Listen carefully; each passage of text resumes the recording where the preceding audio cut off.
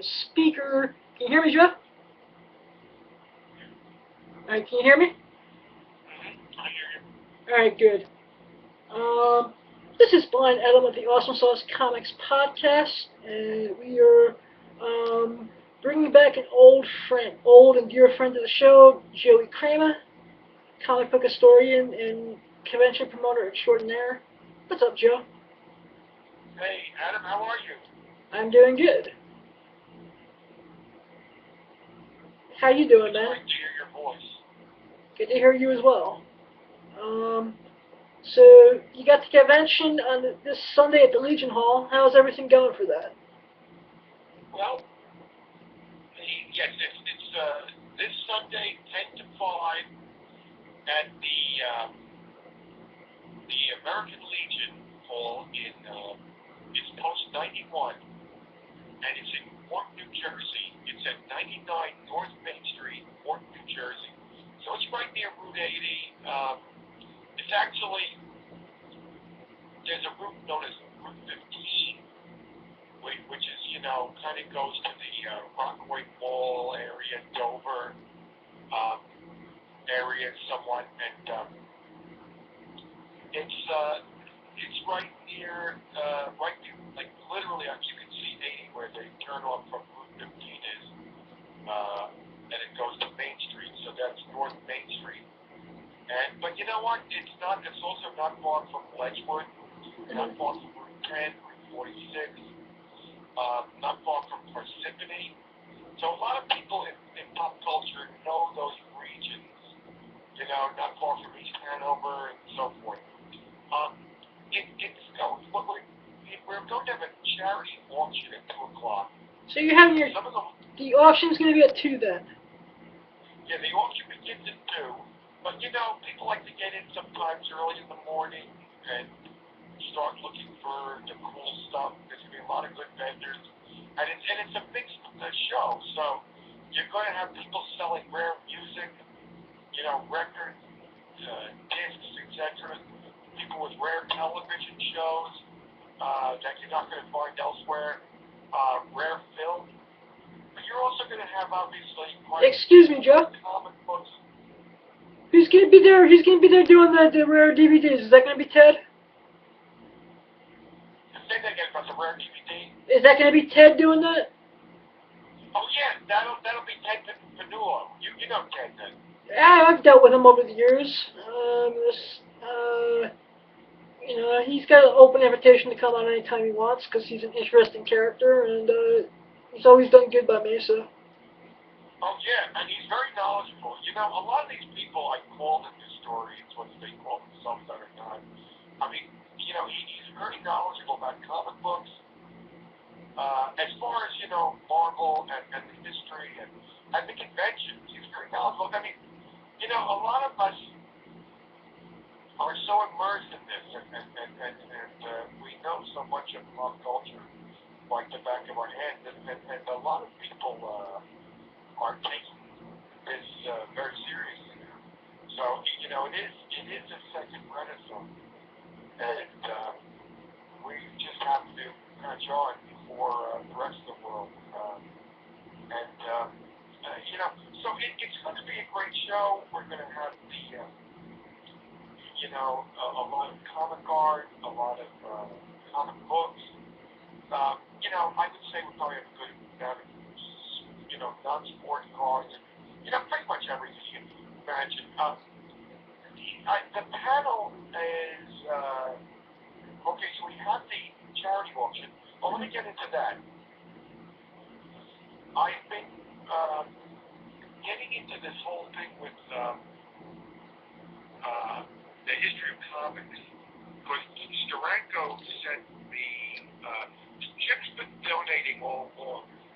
Neil Adams donated quite a few things. A lot of people have donated. The original cast of Star Trek, those that are still with us, people from Family Guy and the Munsters and Mickey Dolenz of the Monkees donated his drumsticks and signed them. But it's a mixed bag of stuff. A lot of great stuff in the charity auction. I almost wish I wasn't committed to Wayne. yes, and when I saw you in Clifton, it was very nice of you. You donated that history of comics.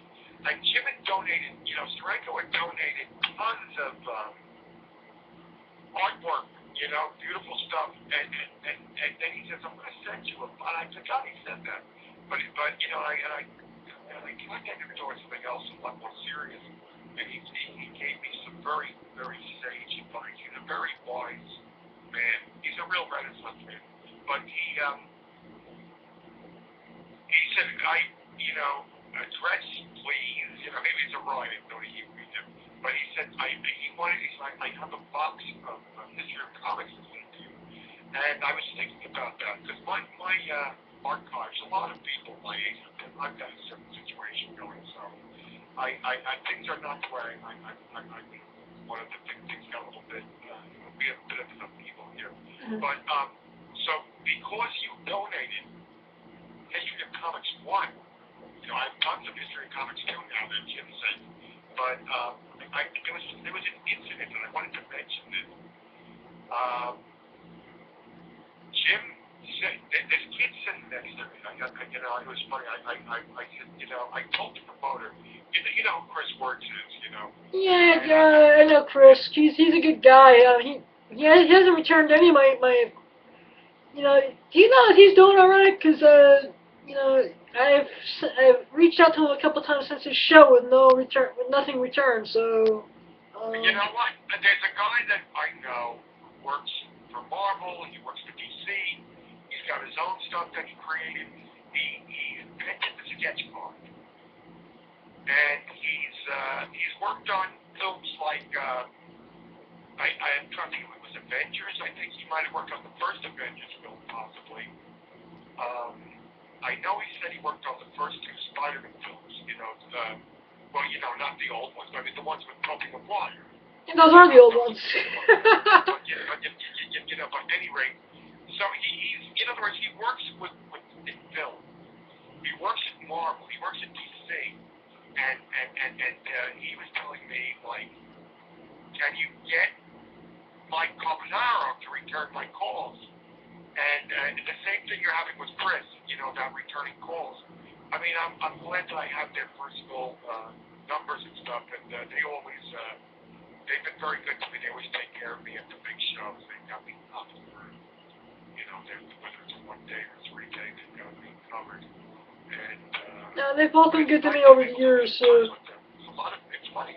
So, I mean, when you tell me that you can't, certain promoters just don't call you back. No, You're having the same problem that people that work at Marvel, DC, and some of the billion-dollar blockbuster films are having the exact same problem you're having. So I don't feel bad about it. No, I'm not. It's just that I've known him for a long time, and I haven't seen him on Facebook since his show, and I don't want to talk about his show on the air. I know exactly how that show did. And that's not really our story to tell. But I haven't seen him since his show, so I'm just being concerned. Oh, I know what you mean. Yeah. Well, I did call him. I said, I'm concerned. I said, you've got George Takei in one room doing a panel, and in the other room you got Stranko. And I said, you really shouldn't have those guys at the exact same time. But, and I mentioned it to Jim. I don't know if Jim was aware of it. I mentioned it to Jim. And when I saw him at the show, I mentioned it again. I said, this is going to be weird. And, of course, you know what? People have seen Jim in Manhattan and at a few shows.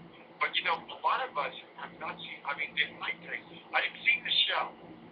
And I had a conversation with her because she's going to be in a book I'm doing. Believe it or not, related to comic books. And that's another interesting story, but I'm not going to talk too much about that.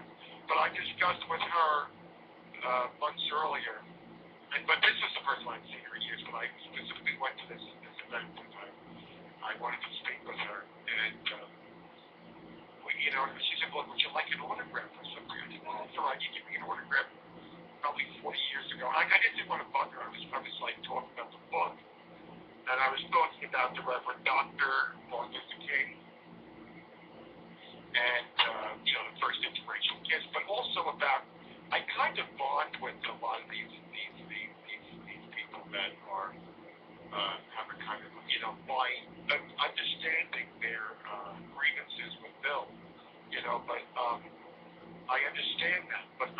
same token, nobody does it a Bill Shatner the way I do because they don't really get it. First of all, there's, Stanislavski's probably turning over his grave. I mean, it's like, there's a method actor aspect to Shatner. And he's a really fascinating character in a lot of ways. But yes, he is the guy that wants to say all the lines. And the great thing is with him. Excuse me, Joe. And Yeah. and just so I can clarify for people who want to hate on him, there's nothing wrong with that. There's really nothing wrong with the way he wanted to perform or how he took his career. And sometimes you don't get to the top of something without doing some things that are a little bit underhanded. Oh, yeah. I mean, don't laugh, but Bob Dylan, according to people that put him up when he was in the city, and starting out, I think he was studying their records and getting ideas, and he was becoming what he is constantly in this stage of becoming, what is a mercurial man who's constantly changing. And he is enigmatic, and he is everything that, everyone who worships and says he is. But apparently, they had agreements with him because they said, they put him up, they gave him a place to stay. He was doing research for the records, but apparently, I guess they say he took some of their records. So, believe me, I'm a collector of music, and nobody likes it if somebody takes their rare records, And Bruce Lee, going to another point, that he's, one of the things that he was famous for is that he would go to the class early when he was studying with Yip Man. Mm-hmm. His father got him to take some Tai Chi Chuan, which is what I teach. I became a master of this at the age of 17, but I studied under masters and grandmasters 7 days and nights a week when I was very young. But at any rate, so Bruce Lee started out with Tai Chi Chuan, but then he went into Wing Chun, which was a system of Kung Fu designed for Shaolin nuns. He would go to the class, at the class rate. There's a rate when you're in with the class. And then there's another rate if you're getting a private lesson and you're getting the full attention of the master. Mm-hmm. Well, he would get to the class early, and he would say to the other students as they would arrive, and he'd stand outside, he'd say, there's no class today, the teacher is sick. As soon as he got rid of all the other students, then he went in and got a private lesson, at the That's class genius. rate. So he was a little bit, that wasn't a nice thing to do either. Excuse me, Joe, but it probably wasn't the nicest thing to do, but, and the other way, it's also a stroke of genius, if you're able to get away with it. Right, and by the same token, Bill was a very aggressive guy also. I mean, Dylan really was becoming Dylan, so he's not perfect. He did a couple things that might have upset and ruffled me, but it really isn't right to beat his records. But you know what? It was a means to an end. I mean, he was just like becoming this, what he is. Bruce Lee was becoming what he is. And they did a couple things that might be considered ruthless or whatever. And with Shatner, he had a way of getting the attention of the directors, of the important people, and getting the part. Because he would do things that were so unique. I mean, the way he spoke and read lines. And the other thing that, I guess some of the people the co-stars were complaining. One of the beefs is, there's multiple ones. Yeah, excuse me, Joe. But Give one beef that the audience may not know about that may be fascinating. I'll say that again, please. If you can pick out one beef that may be fascinating, what would it be? Oh, about Bill? Yeah. What's one of the beefs with Bill? I love the inflection and the way that he talks. A lot of the comedians do a generic Shatner, and there's so much more. I really do think he's a great actor. I mean, everyone talks, what's his name? Who plays the cars? Patrick Stewart, sir. Patrick Stewart. Yes, well, he's Shakespearean too. But so was Shanter. Shanter was a Shakespearean actor as well. But he also had this almost like a Marlon Brando kind of a presence and a method acting, which a lot of people don't get. I mean, I see it right away. And but the unique thing is his manner of speaking. And here's the great thing. Some people complain, okay, he's a line counter. And so he might say to him, call the director aside and say, I don't think we need Sulo in this scene at all, or whoever it may be, Chekhov or whoever. And they may lose a week's pay and a week of work. But the thing is, he wanted to make sure he got, and it was in his contract, that he would have the majority of the lines, and the show was pretty much centered around him. But, the other characters felt obfuscated or whatever. So, yes, he had his legitimate beats. But here's the thing. He could get all those lines, and somebody else might say, okay, now I got all these lines, what am I going to do? I really screwed myself. I was greedy enough. But because he can speak very quickly, and, certain things, because he can speak very fast, and then he can slow down a little bit with an inflection and get to the point, but then speed it up again, so he can say those lines. And it was hysterical. I mean, yes, I'll agree with the other actors. I'll commiserate with them, and I'll say, yes, Bill's a beast and this and that. But I have to admit that I am the very person who is most likely to collect every single, and believe me, if there's an Alfred Hitchcock or if there's whatever the television shows, he was very aggressive. He has an amazing work ethic, and he wants Excuse me, Joe. Then why am I the... And so he would have it in his contract that the next season he would be in one of in other words, he would be in a lot of different seasons of different television shows of that era also. So he's really amazing. So yes, prolific, yes. He's got his fingers in a million different pies, yes. There's a million things I can tell you that is admirable about Bill, and it's fascinating. But I think what I love best is the odd way he speaks that attracts all the comedians to him. Yeah, and I know you say you've told me on numerous occasions that you commiserate with the other actors. I guess I'm the one who once again who finds someone who can have things like that written into their contracts. A stroke of genius. Well, he's a good businessman. And, yeah. He really is a good businessman. He wants to work. He craves the work. He obviously loves it. And I'm going to tell you, the guy that I mentioned that worked on those films, and that worked in Marvel, D.C., that you never got a hold of, Mike Carbonaro, and he was whining at nothing. He's a great guy. I love him. He worked with Shatner years ago. And what did he say? Professionalism. He's got a very, sometimes he's aloof from others, but he carries himself in a very professional way. And another friend of mine who's a musician, he's a genius on the keyboard. I compare him to, he's classical, from everything from classical to Gershwin to all kinds of Americana to rock, folk. Anyway, I just recently saw him play the guitar, which I didn't know, and I said, well, have you been on stage with Les Paul? And he said, yes, I guess I have been. And I said, you know what? I play guitar? He said, yes. Because I knew him only as a keyboard player. And a few other things. But I said, well, Les Paul was very fortunate to be on stage with you. And so he's a genius. But he worked with Shatner on a project in 1979.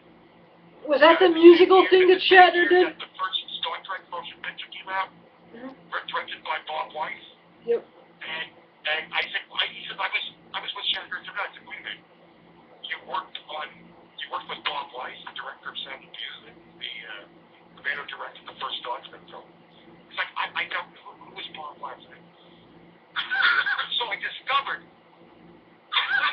no, he worked on another project. I mean, the effects might have been being done at that point in 79 when he worked with them, finish up the film and get it ready for the theaters. But then apparently Shanter went right from that film into this other project, and it involved sight and sound and music. And my friend was working on the music. It was some kind of an audio visual kind of experimental thing they were doing. I don't know if it was ever released, but what did he say about Shanter? Very professional. He remembered Shanter as being very professional. He carries himself a certain way. And I mean, he really is a star. And I have to, excuse me, Joe. I give him credit for a lot of that. Yep, excuse me, Joe. And that's not taking away anything from any of the other actors from the show. I mean, everyone. I think they were all impeccable people. I think they realized, that Star Trek, it was on a low budget, it was a labor of love, and they realized that they were doing something very profound, very special, and there was a very serious tone to it, and Eugene Roddenberry really was giving, like Rodney Serling, these great morality tales, and you had great writers, Harlan Ellison did what's considered the best episode ever created, and I think that's a whole story unto itself. But Are you okay? Are you okay there? I noticed you're coughing. I'm alright. Oh no, I'm fine. Thanks. Yeah, You're welcome. I think it says pulp. It's a damn. If I was drinking an exact extractum of this carrot and spinach and when the pulp is separated. Oh, okay. Yeah. This would be happy, but because the celery and spinach and carrot pulp is got stuck in my throat. Okay, just want to check on you. But yeah, I mean, City on the Edge Forever is probably the best episode ever, maybe followed by Mirror Mirror and You have the same taste as me. I love Mirror Mirror. Actually, And, let's see, what's the one I watched what else do you love? Tell me a few others you love. Well, if you're talking Trek, like my favorite eps, those are the top two. Then surely the one where they're on that planet that can make anything they want is kind of cool. I also dig the episode Mutiny, where they put Jim on trial because they thought they killed the one engineer who winds up to be alive, and then you have that big fight at the end. I know what you mean. Yeah. I'll tell you a few I love. This Side of Paradise, where Spock fell in love with that woman from his past, and the spores enabled him to have emotion. And I remember there was this weird, like you hear the wind howling towards the end, and the climax of the episode. And I know this sounds strange, but I mean the great thing was Spock and there was a whimsy to it. But it was a great episode, and it was nice to see Leonard do that, have a role like that. But for Spock, at the end, I just never got over this. There's just these little tidbits that for some reason stick in my mind. At the end, you hear the wind howling, and you hear like all of a sudden, Pete Kelly is like, "You can't stay here. You can't survive without the spores." And I mean, there was something about that scene. I mean, it was the same thing when the wind was howling, at the Guardian of Forever, and the end of the tragic, scene, and they're coming back to the present, and you hear like the wind howling. And you have this wonderful music. The music was so evocative and dramatic. Every aspect of that television program was impeccable. And just the ending of this, even though Harlan, of course, it wasn't all of his career, Gene had to get that thing past the censors, past the suits at Paramount. Desilu or whatever. And he did what he had to do. But the collaboration between Roddenberry and his other writers, and I think it was Gene L. Kuhn or else, but there were some wonderful people that they all, even though Harlan, never got over it, but it was still great. And at the end, it was very tragic. He's holding Joan Collins, Edith Keeler, and next thing you see them coming out of the Guardian, and the wind is howling, and Jimmy Doohan is like, "What happened, sir? You only left a moment ago." And Nimoy's like, "We were successful." And you hear this really dramatic music, and I think the shell is like, "Captain, the Enterprise is up there, and they're asking if we want to beam up." And he's like, "Let's get the hell out of here." And you hear that great closing, dramatic music. It's like at the end of the Twilight Zone sometimes. It's the last music you hear can be very, very evocative. Hey, let me ask you this, Joe. Very profound television programs. Yeah, Joe, what's your favorite? Do you have a favorite episode of The Twilight Zone? Do you remember all that? Yeah. Do you have a favorite episode of The Twilight Zone? In fact, can I give you mine first? Of course, the one that first comes to mind is going to be Shatner with the gremlin on the wing of the plane. Actually, that's actually. There was another one with Shatner with in the diner with that devil that where you put a penny in. That's the I like that one better than the one with the gremlin on the plane. I mean, Shatner, no matter what, he's going to take over the whole thing. I mean, Bill Shatner's presence was electrifying, no matter what he did, and he knew how to do that. Let's see. Actually, my favorite episode of The Twilight Zone is a game of pool. Oh, that's wonderful with Jack Logan. I love Jack Logan. Yeah, it's my favorite episode of The Twilight Zone ever. That is one of my favorites too. I mean, I love Jack Logan, and I love that episode. I couldn't get into him as Oscar though. When that's all I could. I have a friend who loves The Odd Couple. I could never get into it. Did you remember Leonard Nimoy in Isaac Asimov's I, Robot? I think that might have been I think that was an Outer Limits. Do you remember Outer Limits? Yeah, I do. Very vaguely. Like I said, but then again, there's a lot of TV from my youth that, I'm like one of those people who watched, when I say everything, I mean every freaking thing when I was young. I was just actually reminiscing about how I think TV on a Saturday afternoon now just basically stinks. And it's not like it used to be when I was growing up, when you had great cartoons and then you would have like afternoon movies and reruns all day long. What are your favorite cartoons? It varies. I love the Flintstones. I love the Jetsons. I love anything that was a DC or Marvel comic book character on animated. Did you like the Hanna-Barbera Fantastic Fours? I love them.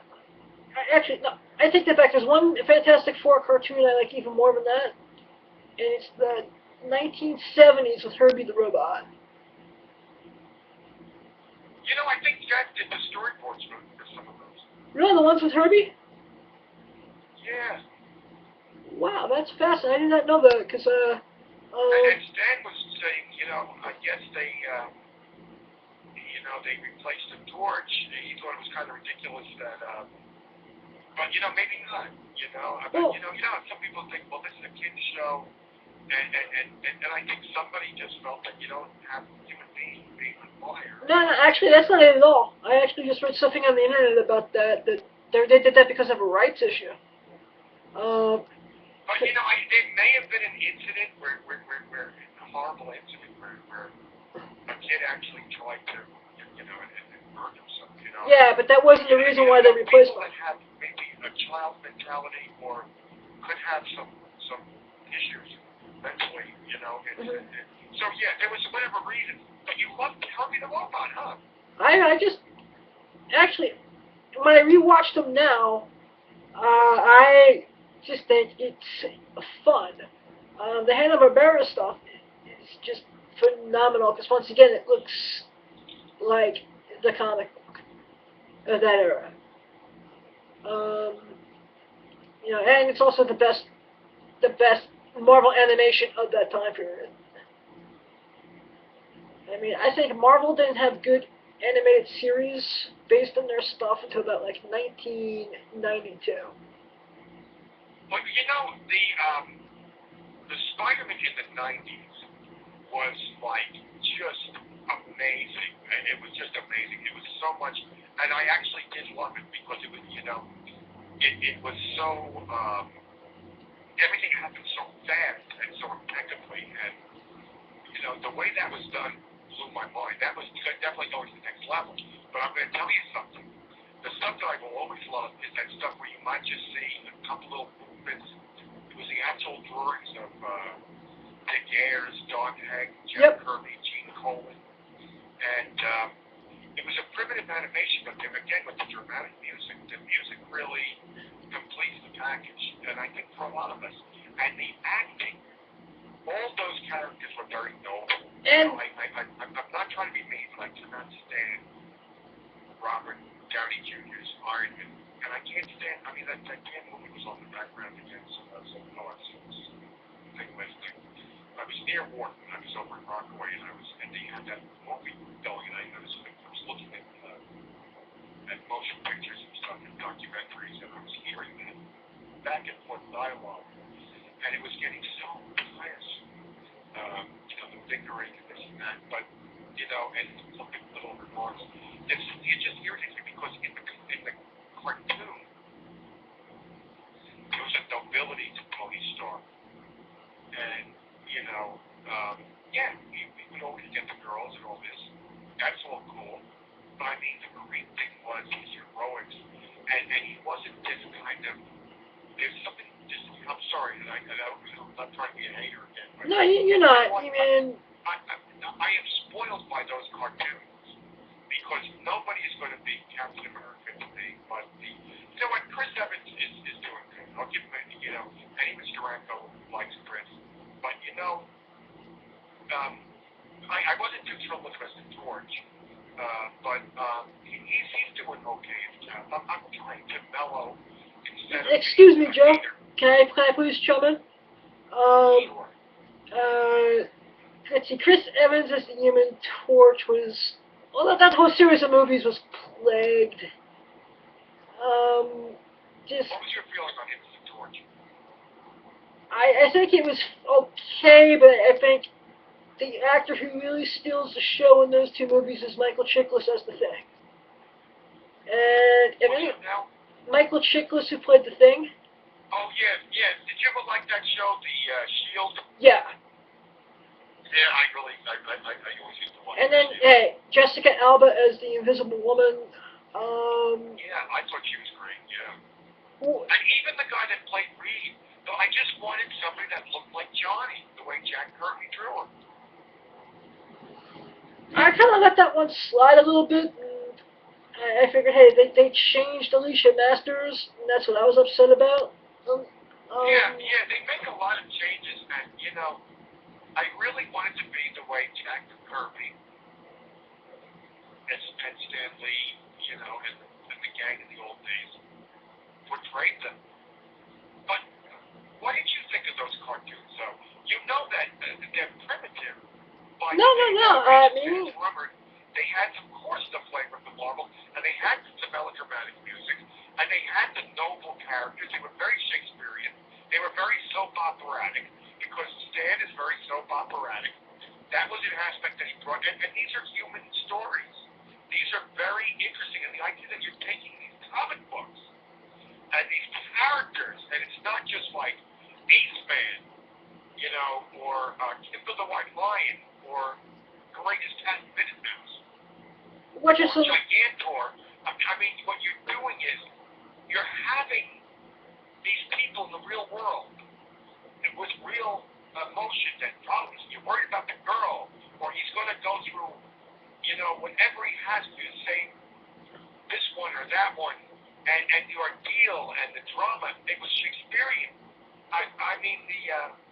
Excuse me, Joe. The Thor cartoons, the Submariner, they all had this amazing drama. Of course, Captain America with the post-traumatic stress, reliving World War II, looking for the girl from his past.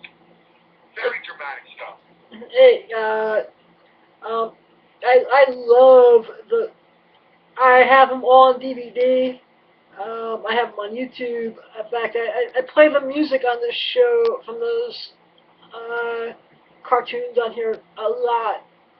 Um, you know, my favorite ones are the Namors. There's one episode of Namor that, um, he's fighting an alien. Like, these aliens want to take all the water away from Earth. So they bring him up to their planet, and they give him, he hasn't a chance to escape, but he's just like, well, I'm honor bound to come back to these people. Like, Namor, the animation Namors from that era are just my favorites. Because, Namor is a way to, he's kind of a D-bag, but he's also kind of a D-bag with a heart. Did you feel the Gene Colan in those Namors? I thought I had a little bit more of an Everett feel. Bill Everett too, yeah. Yeah, I was going to say Everett as well, but, the Colan images were beautiful also. Well, that would be, the artwork in the, you see, that's the great thing, it was the actual artwork, and it was the actual Marvel flavor, and the way that Marvel should have been represented, but, I guess in the day and age, and the way that filmmakers are doing things, that era is gone, that era we love is gone, but they're making it relevant, I think, for the people of today, and it might just seem too, dated, you know what I mean? Actually, you cannot date a classic.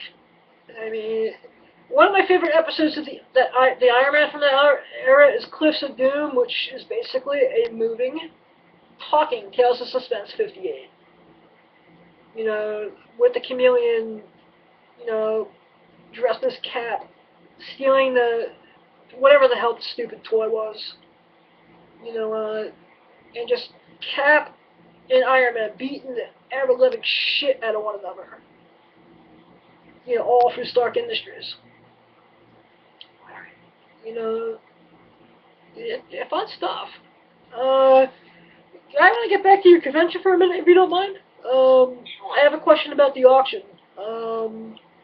Is there any highlights that are going to be outside, are going to be auctioned off that may, I think with the auction, there's just so much Durango stuff. He was so generous. Of course I'm glad about all the old TV actors and all the great stuff that they donated. I'm really thrilled about, I know some great artists. Rich Buckler kept donating wonderful stuff, and, nice. Neil Adams, as I said before, and quite a few artists. Oh my God, I have to say the artwork, but then out of all the artwork, I would say Stranko just donated time and time again. And he said, Joe, I'm sending you a box of things. I kept forgetting about it because we were discussing other things and other projects that I've gotten to work that he's been helping me with, and something I'm kind of like we're working on together that, that may materialize into something. Basically, the Copper book isn't the can already, but it's up to Penny too. And she's got Futurians coming out, so that's going to be interesting for the panel and the different things we're going to talk about. But as far, I would say the Stranko, and I think the history of comics, the interesting thing with this is that when I saw you, and I said, wow, he's number one, and I don't even know where my number one is, my history of comics. So I've been reading that, and I just sent an email to Jim, but I don't know what he thinks. And plus the fact he's very busy man, but tonight he gets back to me quite a bit, and we confer on different things. And when we're on projects, we're back and forth. Right now, he's got a ton of stuff. But I mentioned to him that I met with you at the Lipton, and you at the HOC, History of Comics Live. And, that was so nice you with the auction. And, no, excuse me, can I just want to say that was on behalf of the podcast, on behalf of the Awesome Sauce Comics organization as a whole. My pleasure. Anything I can do to help out the vets. Thank you so much. And it just goes, because some people say, wow, you got all these History of Comics volume news because he gave me a box. He sent it, I guess overnighted it or whatever, Federal Express was. And to have the copy of one there is great. But the thing is, I started going into things that, it's kind of similar to what's been going on. Jim has been egged on by certain people to discuss an incident between him and Bob Kane. And I just cringe because, and I was actually getting into writing little things about George Reeves or, artwork or I was getting into Arlen Schumer's site. He's got a couple of sites. Hey, can you do me excuse me, Joe? Speaking of Erlen, can you do me a favor? Like either tonight or tomorrow, can you email me a link to Arlen's site? Yeah, I mean, I could get you that. There are two sites. One is just Arlen Schumer, and then the other one is called the Silver Age of comic art, of comic book art. I think it's the Silver Age of comic art, but that is like his tour de force book. We bonded immediately over that when I met him, and because it really is an outstanding book. Stan Lee wrote a beautiful, like that book is, and Arlen loves that book. Arlen is really reveling in it, glorifying himself within it. But you know what? It is a glorious book. So I think anybody that could produce something like that would revel in the glory of the whole thing because he's reveling in his love of the. Well, plus Arlen's a character, anyways. I think you and I would do the exact same thing, and that's why we can all relate to him in that book.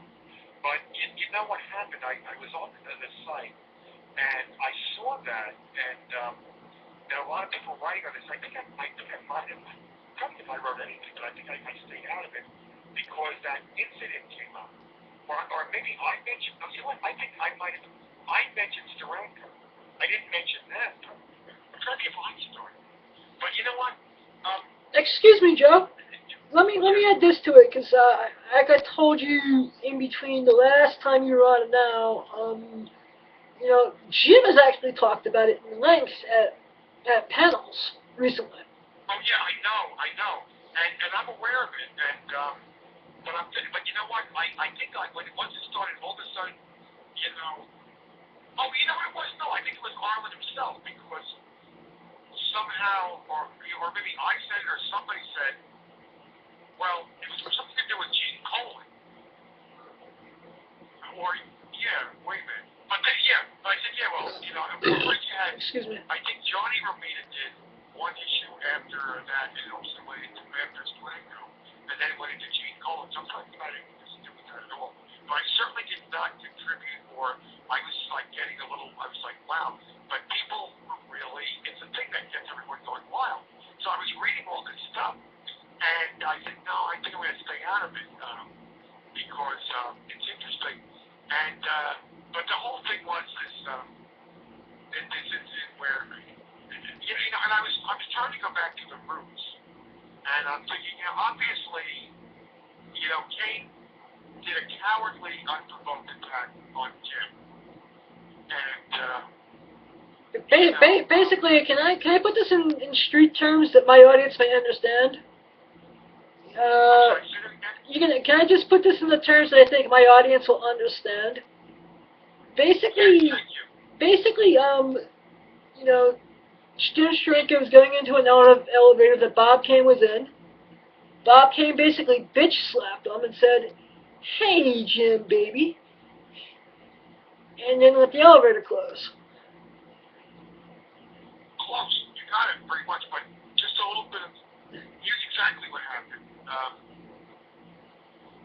Bob getting into the elevator, and the doors were about to close, and he said, "See you around, Jim, baby," and he smacked him in the face, or cuffed him, like I think is how Jim put it. Yeah.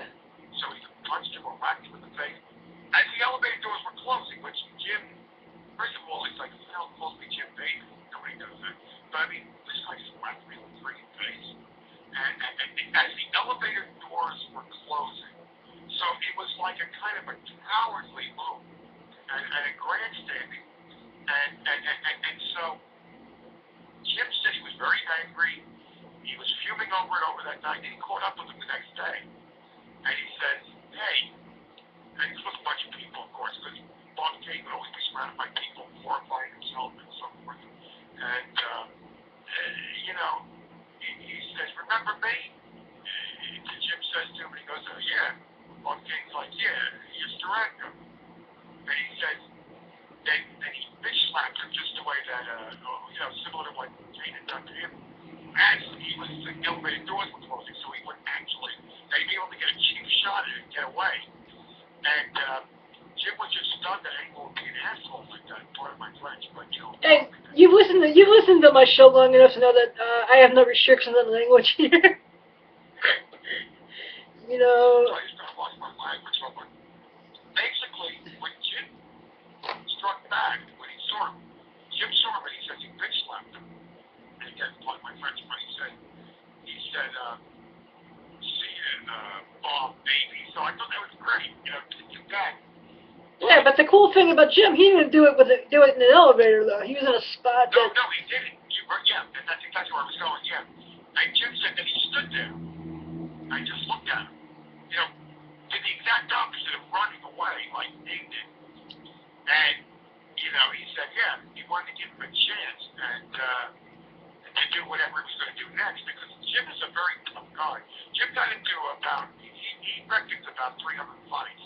Some of those were in the ring, and some of them were. Look, he grew up in a rough area. I mean, you know, Jack Kirby used to get in fights when he was younger.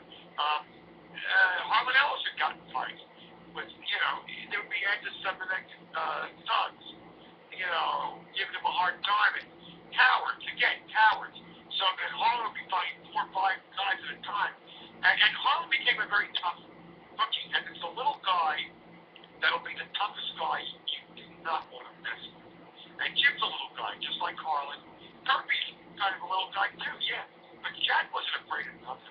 And I'm going to tell you, the only thing he was afraid of was not making enough of a good living to be a good provider for his family. He was a good family man. But, you know, so he did let people take advantage of him with the comics. But when it came to gangsters with some little rackets, the pals in the Empire State Building, where Conway was at the time, everyone else was cowering. And they go, this guy's scared us. And he goes, listen, let me talk to them. We don't want any of these pals, see? And he goes right up to these freaking guys. They were like some kind of hoods with some racket going on with, you know, towels, and you got to pay money for these. Whatever, towels, yep. I don't know what the hell. So Jack put a stop to that. Everybody else was cowering. But, you know, Jack was a tough guy. So was Harlan. So was Jim. But Jim got in a lot of fights. So Jim wasn't afraid, but Jim was going to give this guy a chance. Jim Bob Kane a chance. He was wanting to, you know, make something for him, and he did it. So Jim gave Kane the chance that Kane didn't give him. But I was trying to think now, what is this thing? You know, and you know, Jim was a little irritated because Jim would always help out Bill Finger and people down on their luck. He didn't like the fact that Bob Kane was getting a commission of 50% of everything, and it was really Bob Kane. It was really Bill Finger that did most of the stuff that we see that became the legendary Batman stuff. Most of that was developed. I mean, some of the stuff that Bob created was laughable. You know, a red outfit, whacked out looking, you know, all the greatest aspects of the Batman look that was all Bill Finger. And Bill Finger was, you know, sometimes Jim would run into him in the city or somewhere, and he'd take him out to a good meal. And then, like he was, can I finish the last part of this? And he would slip some money in his pocket. He would say, here's some money. And the fact is that, you know, Bob Kane gets all the credit, and it was Bill Finger that actually did some of the most memorable and greatest work in the creation of the Batman. So I was checking out. I said, let me read this History of Comics 1 again, and I came across it. I sent as I say, I just sent some to Jim. He's been very busy, and I don't know if he wants to address this. A lot of the stuff I send to him, he'll get back to that very serious stuff, and he's always there to help me with stuff. He's like an older brother that is got my back and if there's something serious, he's going to drop everything he's doing. He's going to set me on a path for my salvation. He takes everything very seriously. Just like, some of these people in the business, they can also be the nicest people in the world. When he helped out all these guys over the years, he was always very good to Wally Wood. When Wally was having problems, he would always help out. He would help out a lot. Excuse me, Joe. Speaking of Wally Wood, can I chime in for a second, please? I'm sorry, what? So I want to chime in for a second. Of course, I'm sorry. Just Wally Wood was the legendary EC Comics artist who did a 6-issue run on Daredevil and created the red costume.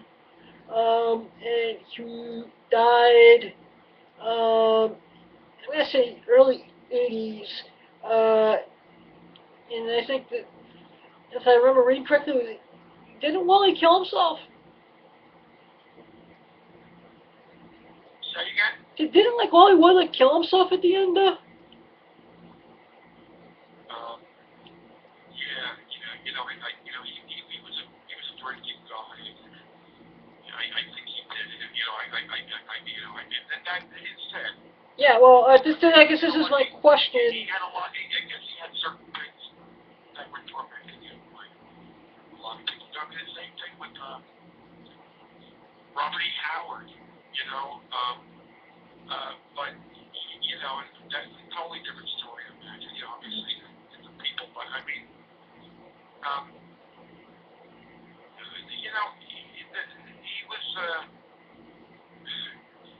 he was one of the, with DC, I think is what he's best known for. And he actually influenced when Stranko did that immortal cover where the Earth is exploding and the gun in the foreground with Nick Fury. I think it's Nick Fury number 6. Nick Fury, Agent of S.H.I.E.L.D. number 6. Yeah, I'm going to have to rebuy those issues.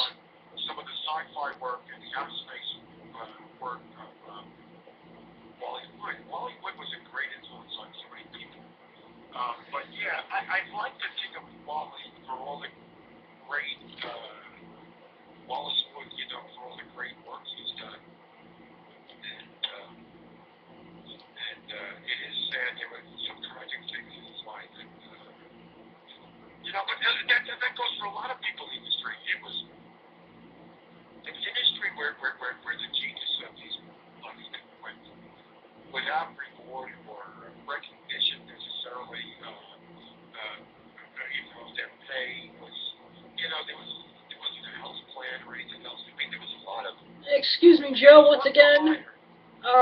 I was watching a documentary called The Curse of Superman, and it was like Jerry Siegel and Joe Shuster got paid $65 and bleeping piece for the rights to Superman.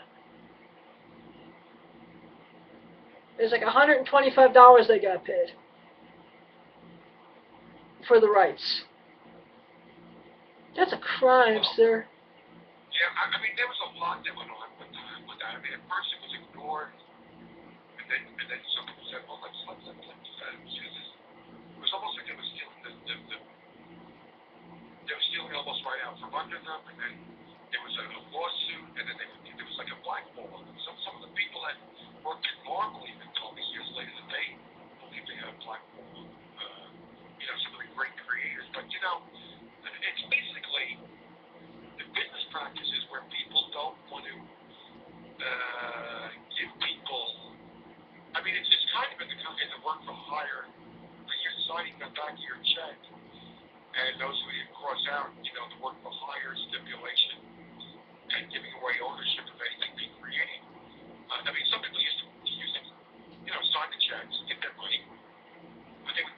part out on the back of the channel. And, but yeah, there were people that were doing all kinds of things throughout the history of comics. But, you know, just to get back to this thing with Jim, Jim was always helping me. He's always helping me. As I say, this is something, a lot of times he doesn't address this, because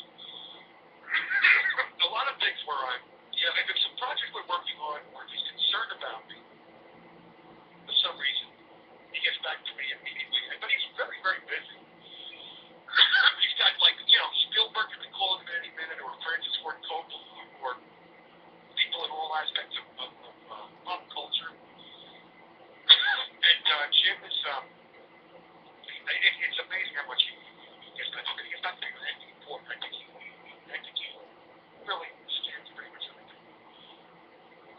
Despite the fact that he's probably bombarded by hundreds of thousands of, you know, communiques. Can I ask you this much? And will Jim be at the show on Sunday? Unless he wants to surprise me, you never know. I mean, I would bet anything that, you know, he's, I don't have a schedule, and I'm sure, you know, he's a very, very busy man, but that'd be wonderful to pull some beer. But, you know, I really, but no, he's not scheduled. But I'm going to tell you something. He'll be there in spirit, because I know that. He's been so supportive of this event, and he's donated so much that it's unbelievable. But now, when I mentioned things to him that are kind of congratulatory towards, you know, in other words, he doesn't really certain things that you got to respond to, because there's no reason to. I mean, he's not an ego guy. You know, I mean, you find that the people that really are the real deal, the Renaissance people. I mean, there are some people that are great artists, and they know damn well they are, and they got the ego. They'll tell you damn well, you know. They love it. I mean, I don't think they love it. I think they get sick of it all, maybe, but they definitely have the ego to go with it, or the arrogance to go with it. But not Jim. Jim is a very down-to-earth guy. And I mean, I mentioned, I heard anything about him in the background, I think it's because there's a lot of stuff where I do, it's congratulatory towards him. And I did want to get a kind of a take on it, but I mean, I think it's, I mean, I may be spot on, but he's not going to, yes, that's correct. I am great or something. And so he doesn't do that. But I mean, but the fact is, he's a very humble man, and it's amazing because there's really nobody else like his son. I mean, you know, but he's amazingly humble. But he's very straightforward, and he will take credit for what he's done in a very, but not to take credit, not to glorify himself, because he's a very down-to-earth guy, very logical, and that's why he's also such a great historian, because he doesn't go off the deep end, and he uses exactly the correct words, and he recounts everything very high, and that's why he's such a great historian, I think. But, you know, here's what I said to him, and I told him I met with you at Clifton, and he had that ancient history course one, and it was, you know, it's hard for me to locate my own copy or whatever, so I've been reading it, and I said,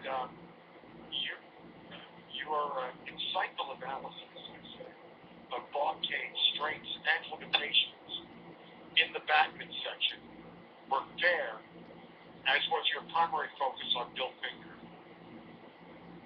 Cade's overinflated ego and self-image is a factor in the infamous incident, and that's, of course, the incident that we just talked about a little bit ago. Yeah, we just discussed about Mitch slapping back and forth. Yeah. Then I say, I stand by my belief that in his pompous arrogance, he hated the truth you conveyed. The cowardly moron fancies himself a swashbuckler and millionaire playboy like Bruce Wayne. You are the real deal, Jim. Kane's foolish attempt to glorify himself through his craven assault on you only revealed his loutish, poltroonish inadequacies. You have a right to tell the tale. Kane gave you this opportunity, which you used to vindicate Bill Finger, who rightly deserves recognition. Edgar was fortunate to have a friend like you to set the record straight. Bill's major primary contribution to the Batman mythology far eclipsed those of Kane, whose life work was obfuscating Finger Robinson, Bill Finger, Jerry Robinson, and the truth. Self-glorification and living off the genius of others is Bob Kane's true legacy. Through your steadfast devotion to facts, your standing as an accurate historian is beyond reproach, cannot be impugned or imputed. Bob Kane has secured for himself the celebrity, prominence he craved, and the prize, the opprobrious dishonor, the infamy, shall be his forever. I like reading my own work because it's so melodramatic. But, sometimes people just have to read their own work. And yes, that is a little bit, maybe, over the top, but I love being melodramatic. Look who you're hanging out with. You've seen the other episodes of the podcast that you haven't been on. You've seen me go, ape poop crazy over things and over the top. You are so much fun because, you've got such a great sense of humor. And you get your opinions out. You kind of remind me of Harlan Ellison, but then with a kind of a fun comedic side also. Well, one of my heroes, a couple of my heroes growing up were like Richard Pryor and George Carlin is someone who I love as a comedian, and stuff like that. So this is just me combining everything that I love in one fell swoop. And even the episode I did before this, where I was going off on Braille menus, just fun. And, like I've said time again, I tell everyone, hey, I'm doing this to have fun, and if you want to hang out with me, I thank you very much. I'm very, very blessed. If you don't like anything I'm doing, then please, there's another button that will let you pick something else that you might like better from me. By all means, go ahead. And I'm sorry, go on. And I want to just say thank you for all the support that you've given me over the last, 2-3 months, because it's a pleasure and it's an honor, my friend. I wanted to get that out of the way. Thank you. I'm honored because I love what you're doing, and I have so much respect and admiration for you. I was also wanting to say that, don't laugh with me when I say this, but you kind of remind me of Joe Franklin, too. You've got a very easygoing way about you, and you discuss the history, you're interested, you love all this stuff. And you just you're the kind of guy that, I don't know, I think, I'm trying to think, because I talk to people like Ted Panulo, and, I think he told me that there's like 3,000 or 4,000 or 5,000, something ridiculous, Joe Franklin shows. I told him, Joe Franklin, I think he's in his 80s, or he's up there, but he's I'm going to have to say at least 80s. I remember listening to Franklin as a kid. I'm now in my 40s, my early 40s, so, he's got to be in his 80s by now. Oh, definitely, yeah. Because if Stern is almost 60, and I was... You know what Dick told me, though? What? He said, you can't get those shows. It's interesting, really, because I have other people, like other historians that I confer with on a lot of the stuff like you and I, and they're like, I want, we all have to have every Joe Franklin show in our archives. But that's the kind of archive we might have too, but, I have these mad dreams of archiving everything, and the thing is, though, I think, that could be, for his great-grandchildren, and, people recognize the genius of, a lot of people like, oh, Joe Franklin, they're like, well, they went nuts over cars, and then, of course, they're going nuts now over, Letterman. But, I give Joe Franklin a lot of credit, and a lot of people like, who's Joe Franklin? Well, let's see. Well, of course, another one of my heroes is pushing 60. That's Howard Stern, who I've been on his show twice. Howard Stern. There are so many people that really go crazy over him. I think Stern is great, especially like the early days when he was first developing his stick. I think it's just phenomenal. You know what I love about, to be honest, this is what I love most about any talk show hosting. If there's a musician on that I'm interested in, or an actor, or a director, and or somebody that maybe is involved in, blowing the whistle or telling the truth about history that is defying the whitewashing of history or the fallacies that are passed off as fact in a lot of history books. So I'm very much interested in really where we are at now, globally, and how we got there. And I mean, a lot of pretty much before the, First World War to where we are today is when, and even a little bit beyond, a little bit, more earlier. But I mean,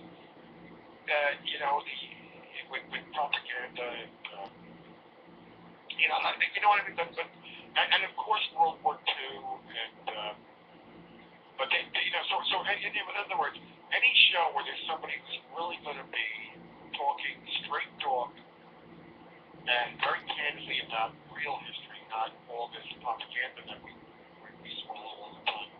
Or if it's somebody I love in the arts, that's what, So when it comes to Howard Stern, what I love is, especially if there's a performer on doing a really good performance or something, or even when they're talking about, because he's going to say weird things. But other than that, though, I do think there's a kind of a, when he's making, there's certain shows where they're making fun of certain people, or there's like almost like a mean spirited thing. So there's stuff I don't like, but the fact is, he's got some good guests on. A lot of people seem to get him. He fights censorship. There are good things about him, and as I say, for me, it's mostly the guests. But I'll say this: there was this whole thing going, with the. And of course he probably got such a kick out of it, was this thing between George and Bill, George Takei and Bill Shatner. Well, excuse me, Joe. You know that George Takei is the announcer for the Howard Stern show on Sirius XM now. So he's actually on that show then. Yeah, George does all the intros and all the outros, and welcome to the Howard Stern show today in the beginning, right before Howard comes on. That's George Takei. Oh wow, that's great. Because I love George, and I just hope it's not him like. But George makes fun of himself, because go ahead and make fun of me. See, George is done not only for the Japanese people and getting the truth out about the internment camps and the history of World War II, and what he's done with Star Trek. But also now as a man who got married to another man, and a man who, and he said, listen, if you want to make fun of me, fine. Excuse me. I think he's trying to put an end to the hate crimes. Yes. And I think he's really trying to. I think George always stands for something. I think he's a very dignified man. But you know what? He's not afraid to make fun of himself. And if Howard Stern wants to make fun of him, or gets a comedic use out of him, that's fine. But if anyone treats George with anything other than respect, that's a bad reflection of anyone who is that. I hope that Howard is. I hope Howard is showing respect. He is. He has a lot. Howard. George wouldn't be on the show on a daily basis. I don't think if Howard did. And I think after almost 4 years, I think the joke would have gotten old. Um, Yeah. I mean, but you know, it's funny because George really, he's the first person to make fun of himself yeah, and not take himself so seriously. George was on Family Guy making fun of The himself. exploitation that Shanter debuted is kind of ridiculous, but you know what? The main thing I say put them in. is that they must conduct themselves with dignity. Yep, excuse me, Joe. I have the solution to the whole thing. We New York Comic Con. We get a boxing ring put together, and we let them just box it out. You know how many people would buy tickets to see that? Oh, that's funny. Yeah. You know how many? You know what? I think, Bill studied martial arts too, but I think George is, you know what? I'm glad that they're both still with us, and I pray that we have them for quite a bit longer. I think Bill. Uh, Bill. In fact, I had to stop myself from. If I had a little kid with me, I would have said, I would have told the little kid, be like, just please don't say, why is Miss, I didn't know Captain Kirk was so heavy. Basically, at the end of the story I shared on the last episode, where, you know,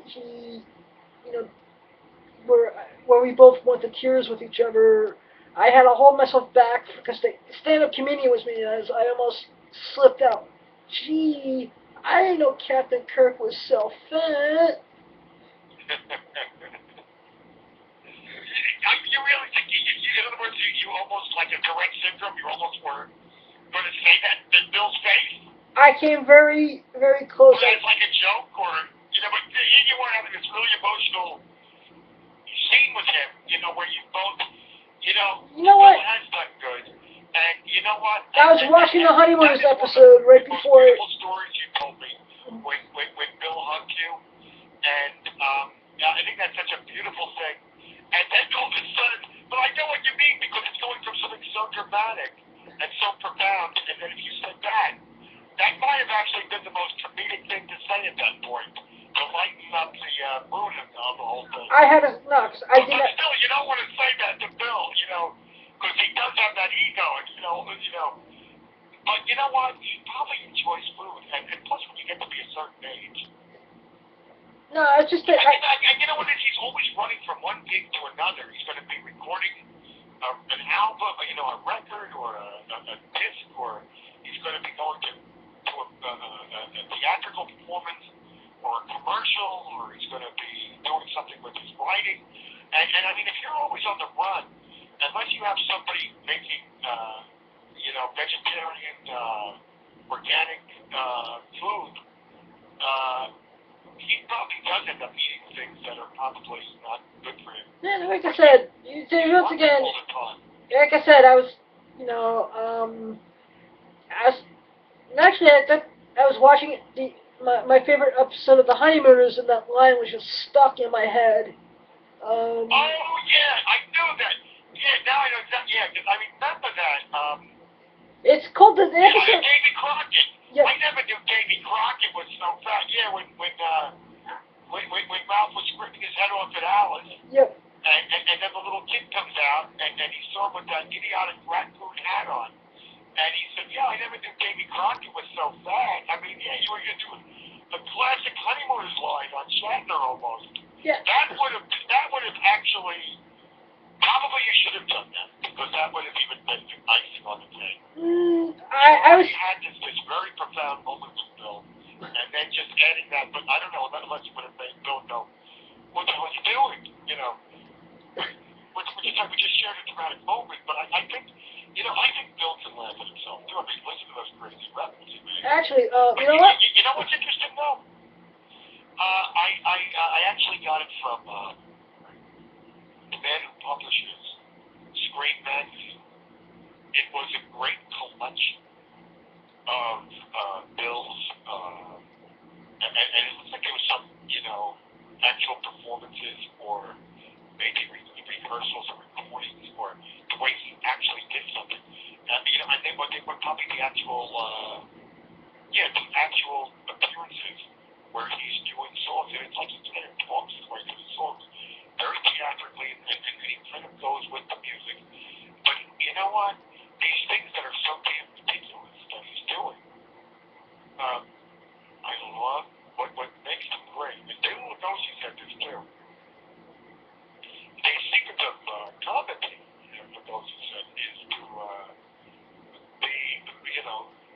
the ball and string. Because, in other words, the funny thing was, if Abbott and Costello or the Rich Brothers or the East Side Kids were going to do something comedic, and they're playing off of Bela Lugosi, Lugosi has to be even more serious and grave in his performance, and he can't betray any. In other words, him being that serious being and melodramatic and weird, and then you've got these people standing bebopping with the jokes. That's what makes it perfect, and I think that's what Bill does too. When he does those weird performances, he does them. It's like everyone says, he's professional and impeccable at what he does. And excuse me, Joe. yeah. Just like I said, still to this day, at 25 years, meeting him was still in my top, number 2 in my top 5 celebrity meet and greets of all time. I mean, I've never met utmost respect for him. For crying out loud, he passed the kidney stone and then donates the kidney stone to raise money for Habitat for Humanity. I think it's hysterical because he's involved with good work, and then he's got that thing, he loves the horses. One of the guys that worked on these movies, they worked for more movies, he was helping with the horses, believe it or not. And, I'm gonna see how I can donate some money to that for him. I mean, maybe, if I. I've known quite a few people that work with him, but I think we probably all do because, Bill's always working on some project or another, and, that's the other amazing thing about him. He's so, it's amazing what he does. One of the things that, Doohan was upset, but he actually kind of complimented him even when he didn't pretty much come out and say what his beef was, but he was like, well, the man's an egomaniac. I mean, he's doing this and that, and he's just never, well, yeah, I think he's a man, so I believe that. But the other thing is, it is kind of admirable that, and he's using his celebrity and his ability to springboard walk into all different aspects of the arts. And I think he's loving every minute of it. He really loves it. He's a person like, that loves being in the limelight, loves being on stage, loves being, who he is. And I think a lot of us love it too. I think we enjoy it. Actually, one of my favorite Shatner performances was on the Comedy Central roast of Charlie Sheen, where he ripped Charlie Sheen a new a-hole, pretty much. Was it the roast of Charlie Sheen? Yep. That was... What did you think of the Shatner roast? Well, tell me about the Charlie Sheen one first. Well, the Charlie Sheen one I thought was just great, just because, it was just so hysterical. And, I'm a comedian by trade, so I love those roasts to begin with. But the Sheen one I enjoyed because it was just so easy for the other comedians to take pop shots. Oh, yeah. But the thing I really, really liked about the Shatner roast was the K. George K. is the infamous, I've been waiting over 40 years to say this, and he's just like, fuck you and the horse you rode in on. And that's solely because Bill rode in on a horse. Oh my God, that Shatner roast was the kind of thing you watch over and over again.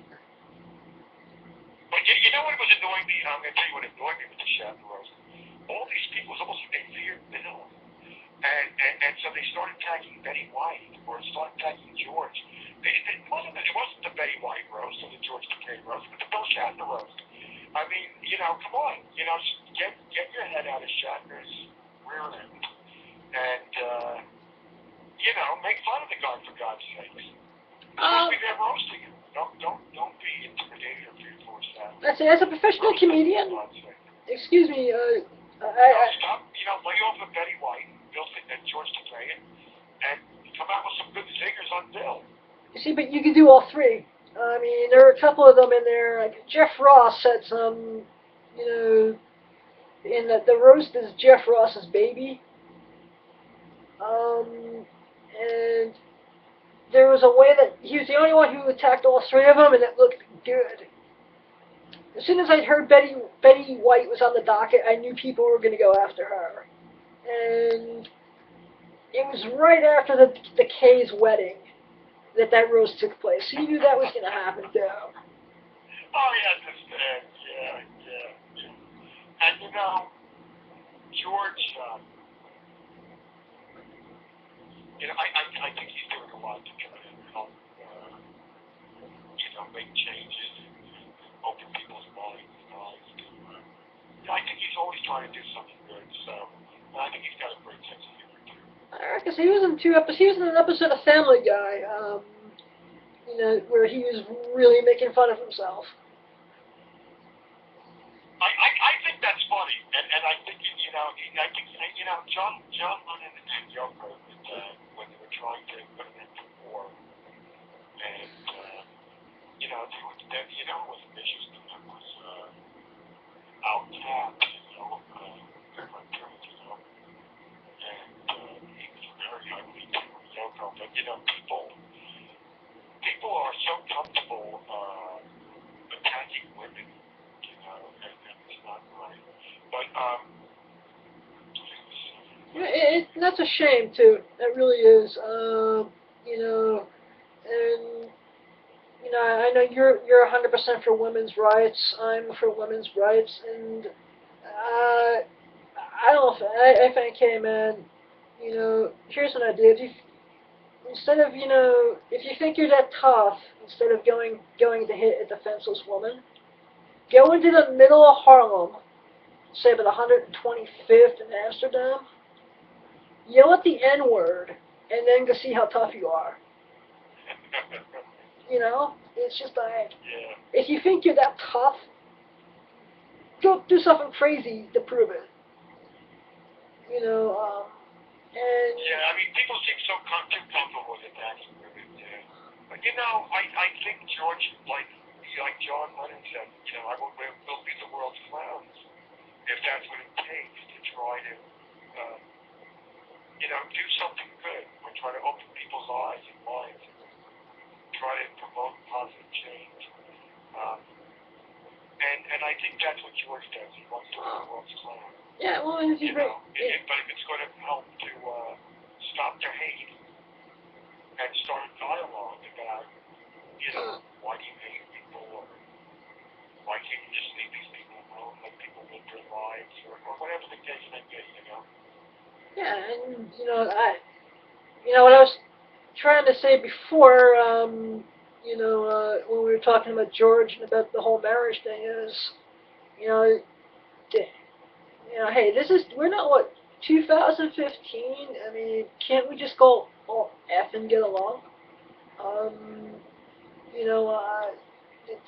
We have wars in the Middle East, the economy is in the crapper, there's hunger.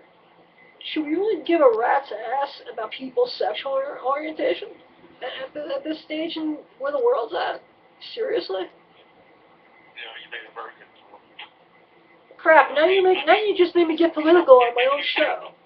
If you take take 20, 30 countries combined, and compare how many people are in prison to our country, we still probably got maybe 100 times.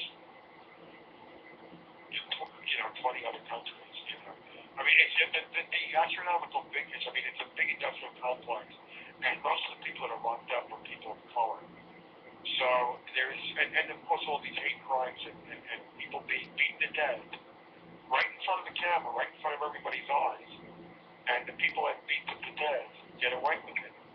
And so, yeah, that's a big problem. With the 6 million genocide in Iraq, so that, corporations can plunder resources and regulate the tigers and the Euphrates. And there's a lot of stuff that people have no idea what's going on with the post-traumatic stress, the troop suicide.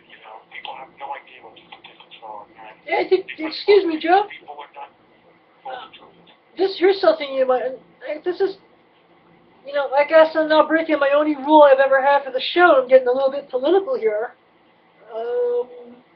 But with such a great guest as you on it, who is a veteran and all of that, yeah, I guess it was inevitable.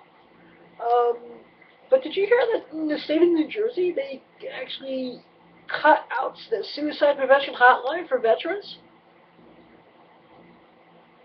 Believe me, nothing surprises me. Tell me more about that.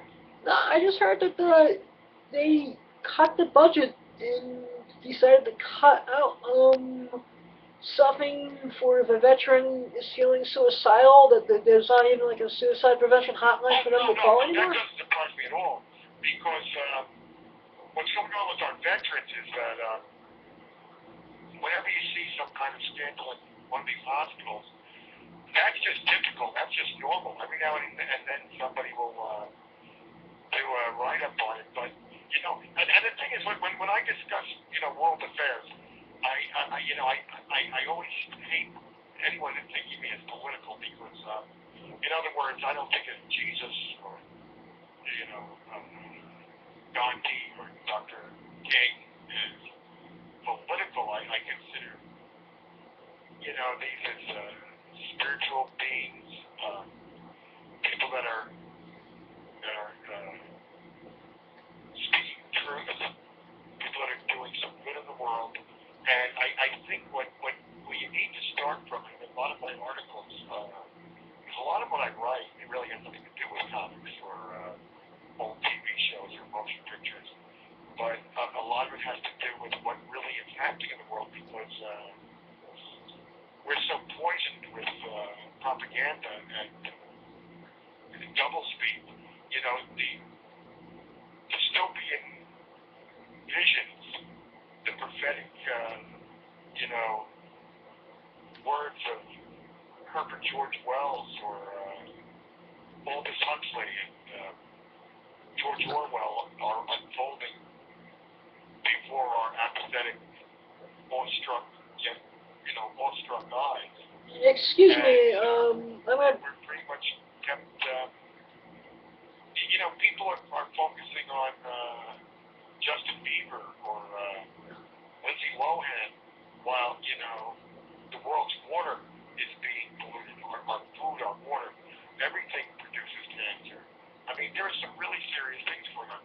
You say, what do you mean there's 6 million genocide in Iraq? What does that mean?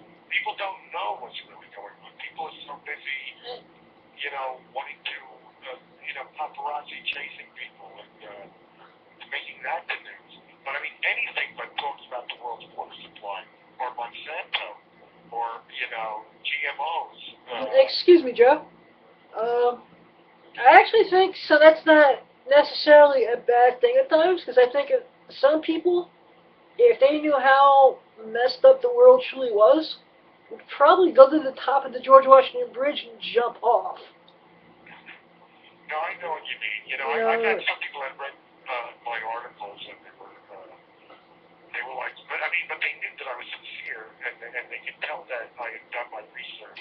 And that's the thing. I mean, if you really want the truth, you've got to, and I could have, people say, well, what do you, with your archives, you have like over 1,000 hours of, Landon Page and Zeppelin and the Yardbirds and Solo and, or whatever, or when it comes to Pink Floyd or, well, I might have like over 5,000 hours or even 10,000 hours of C-SPAN 2 book TV.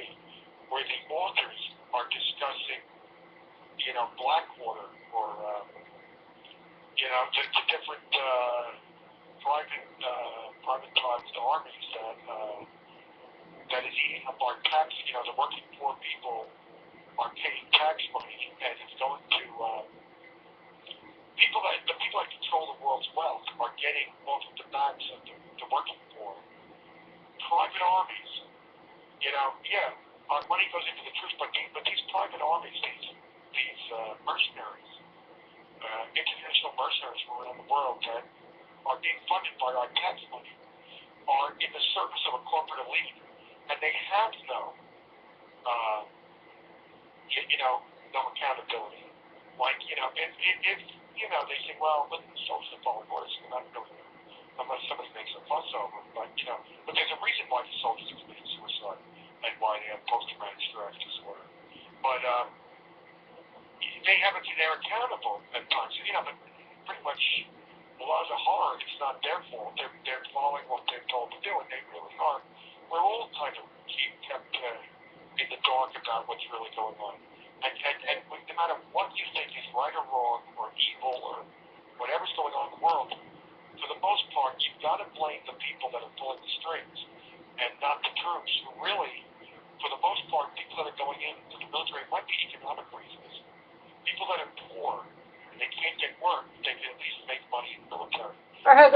Excuse me, Joe. Some people actually have a patriotic feeling and they really believe what they're being told and they really want to do some good.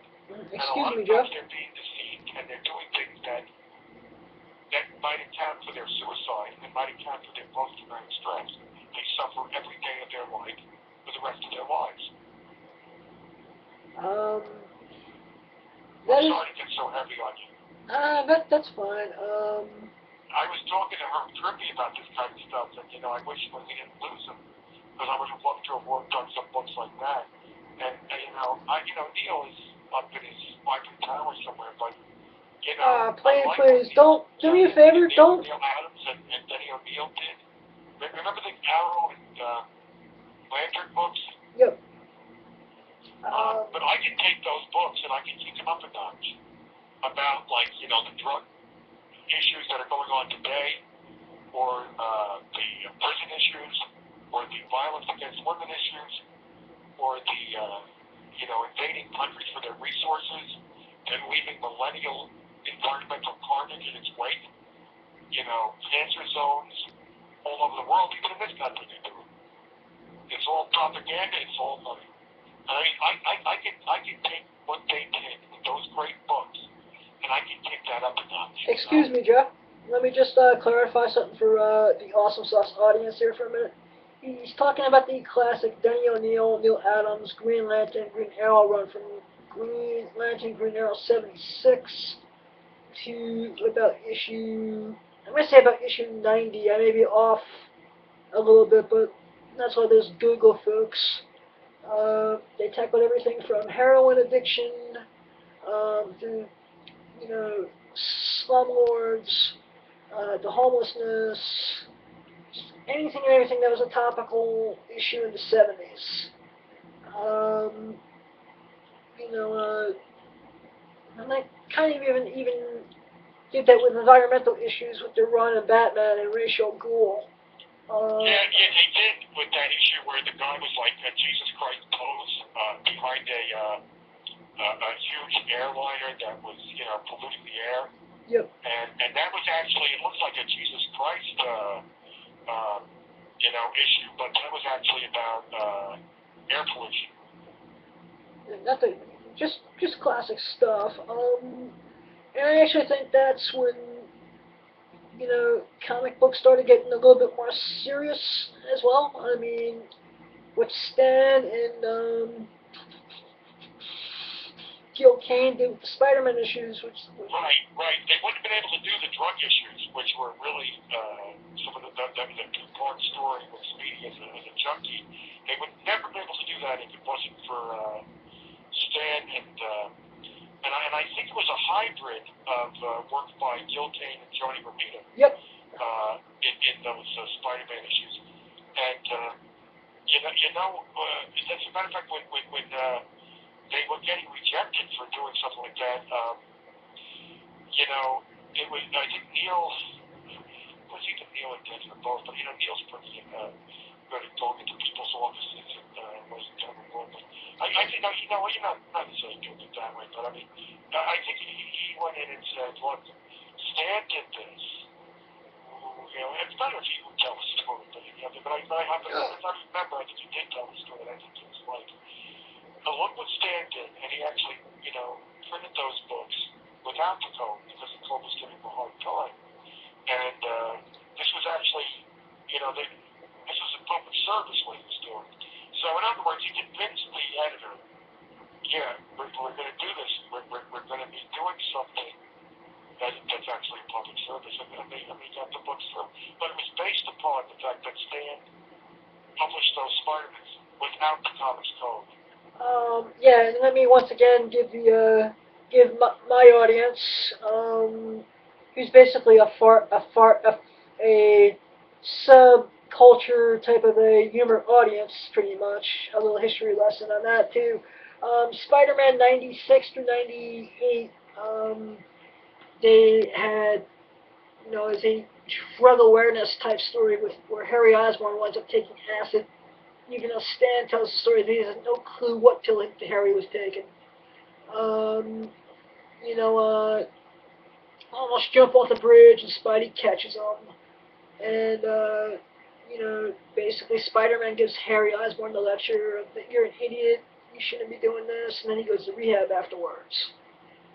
Which, you know, basically the, the comic code morons authority, um, or as a good friend of ours, Patty, would say, the 15 old ladies who decided that what was good and not good for our children, um, you know, at the time, said, no, you can't tell a story like this because of the drug issue.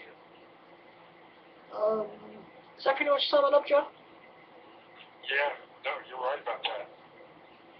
And yeah, man, you remember those stories, yeah, very well. You know, these,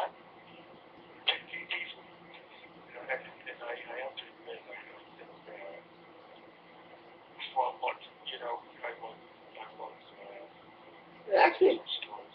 that's part of one of my favorite ones, Spider-Man, too. Eddie O'Neill and Neil Adams books also, they were, you know, I have to think that those two, the double issue. One with Roy Harper. Actually, it's one of my favorite covers of all time.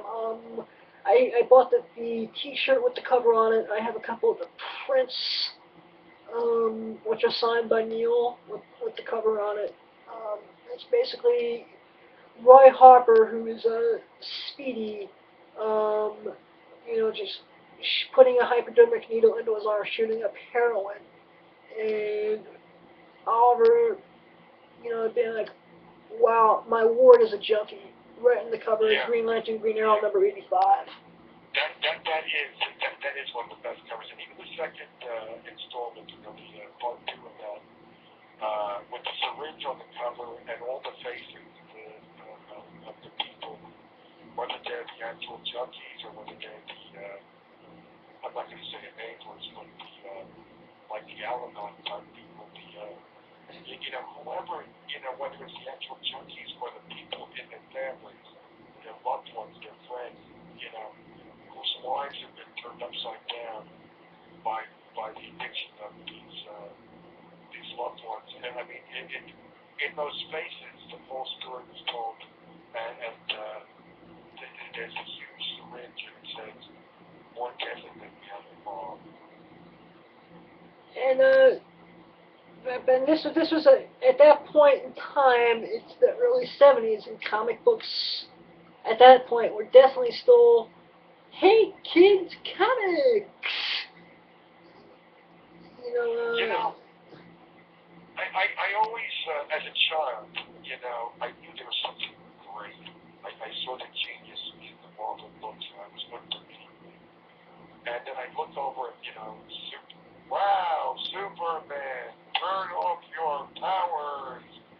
This is my new, I'm like, what kind of crap am I, you know? I mean, you know, you read the real stuff, you know, about some like, something going on. Gene Colan is drawing Daredevil, and there's all this drama going on in his life, and there's these really interesting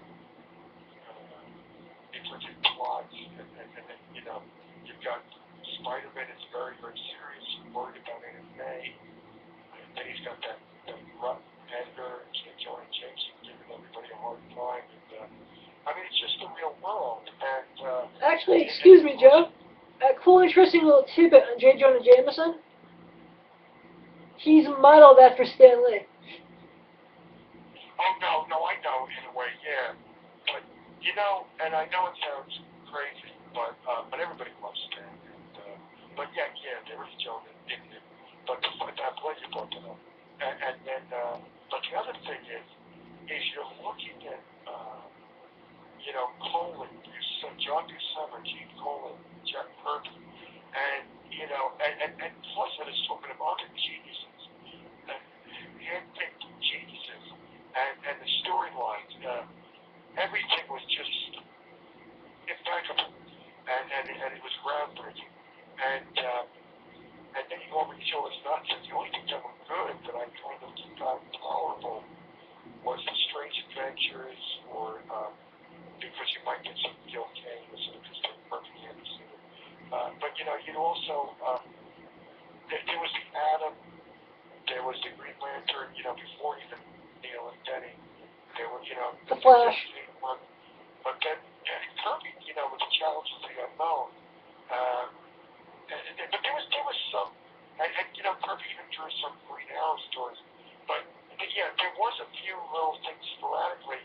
But for the most part, everything was kind of moronic compared to what was happening in Marvel. But then when you got somebody like Neil, who then kind of brought DC up to Marvel's level, and then even if they were doing idiotic stories, you had these really realistic covers because they got Neil to do all the covers. And excuse me, Joe. It was Joe? like it kind of brought DC. Almost. I'm not going to say up to Marvel's level, but almost up to that level. Excuse me, And Joe. some of the books were definitely on that level. Yeah. I mean, you could even say that Neil took what Stan and Gil Kane and Romita did and took it up and kicked it up a notch, in the Lantern Arrow books. Excuse me, Joe. I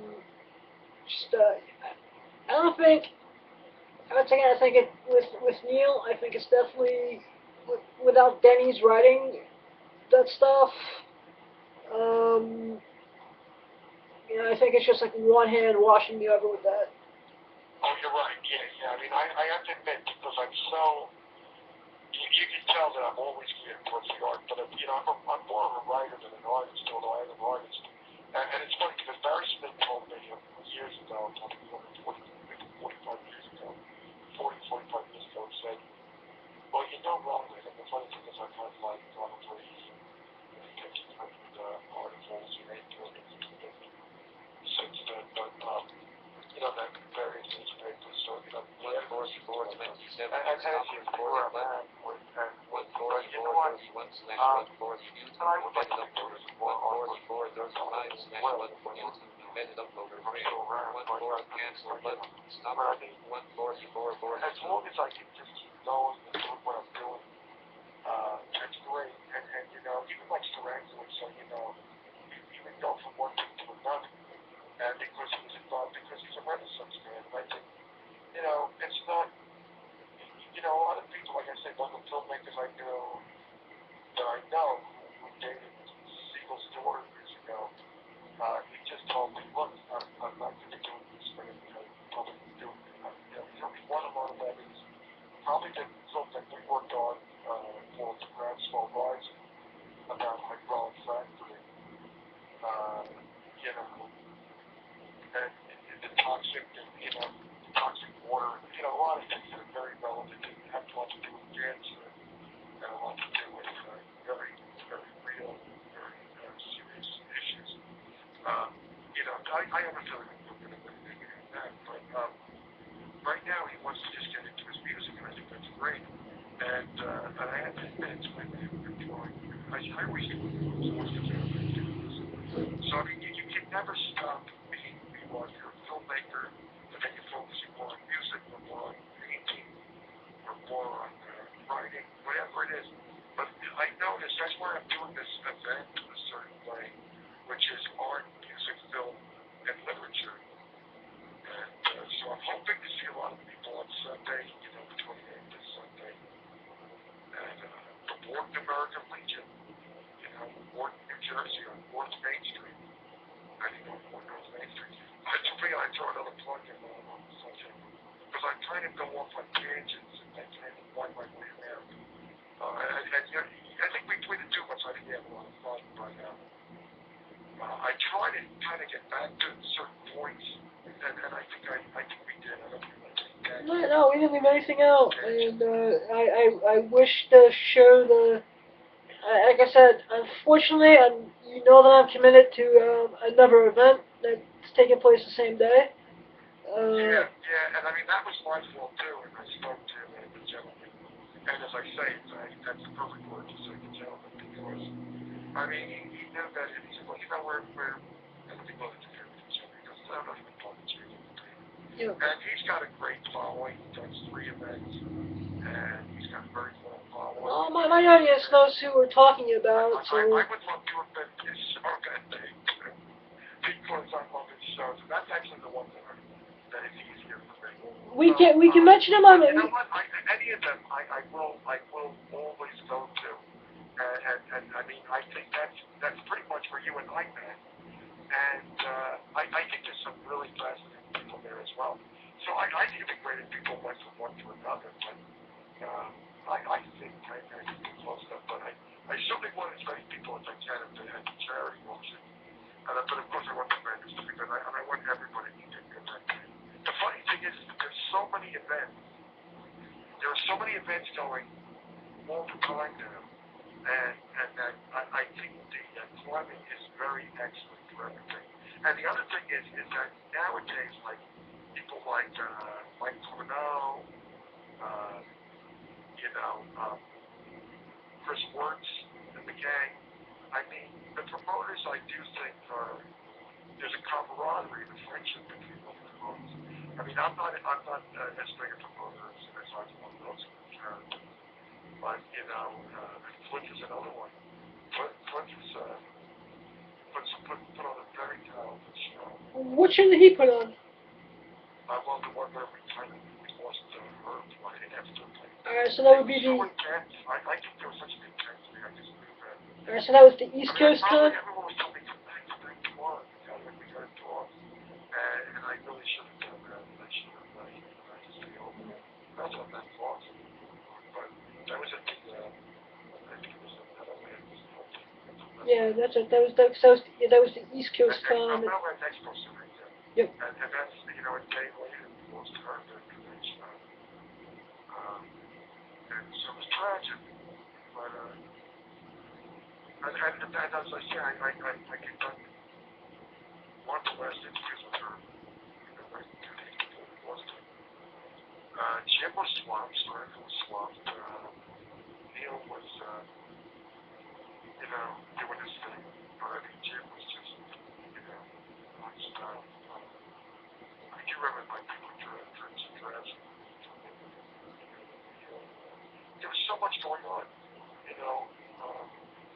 I sent somebody in that got into the law. I think there's some trouble with the car. And I said, the first thing I want you to do, I already had this plan. I said, what I want you to do is, the first thing I want you to do is record Marlon's panel, and I want you to record Jay David Spurlock's panel. Spurlock was there too? They're kind of into the history as lies, it was a young guy I met a week earlier in Philly, who was director, and he was going great. And I said, yeah, give me a hand. I took 20 people. But this young man is, in the graduate school. And he's, it was good that he did that.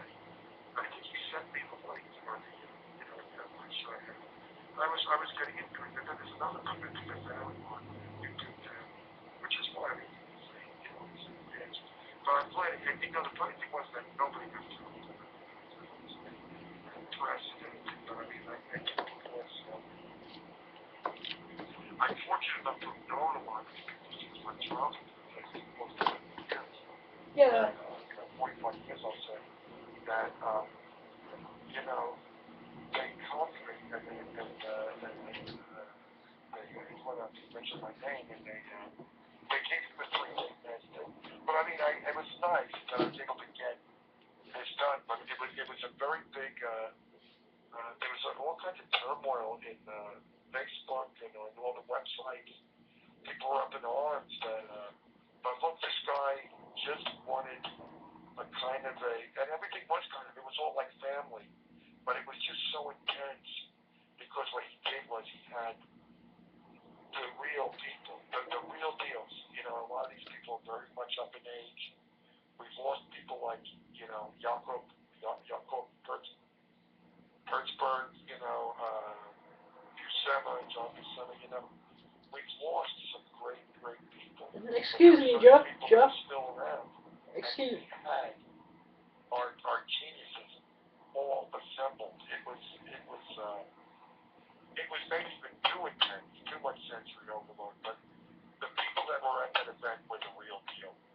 So I'm very privileged to have been a part of that, you know. That's awesome sauce. Let's see. Kirby died in what, 93? Trying to think, maybe that was about that. You know, I think some of the last thing he was doing, I think he was working for Ruby Spears. No. You know, and some of the people in animation treated him so well. Yeah, I see. Compared to the, you know, what he had endured. Yeah, I'm just trying to think of as I was rewatching the thing with Jillian Kirby. You know, his youngest granddaughter. He was doing those Tops comics too. Remember that when he did with the Clark was in there with the plastic around the cover? Yep. He was creating other. You know, no matter what he did, it was always doing something that was also. So I didn't mean to jump. Tell me about with the Kirby's again. I'm sorry. I'm sorry, but when did Jacob pass away? 93. I think that might be right. He was. I think in his 70s. He was only in his 70s. Or maybe he made it to his 80s because he actually was 7 decades in the business. He was in the business starting at the later part of the 1930s and then into the 90s. So he kind of spanned 7 decades. Yeah. You know what I mean? And he was really very prolific with all the major companies. I don't think there wasn't one company he didn't work for. So, Yeah, I mean, yeah, back in the 40s, you know, between National and Timely, you know, he was creating some of those important characters. In the 50s, he was creating entire genres. You know, he would do like the key to the meaning of your dreams or the broken dreams, whatever. He would do these like Boys Ranch. He created some other patriotic superheroes that were kind of a spoof of Captain America, like Cold War, but with a touch of humor. But he was breaking ground by creating. He created the love comic book. He created the crime comic book. And a lot of creative. I mean, so you know what? You know what? He was creating entire genres. Let's put it that way. And if he wasn't creating them, he was a very major part of.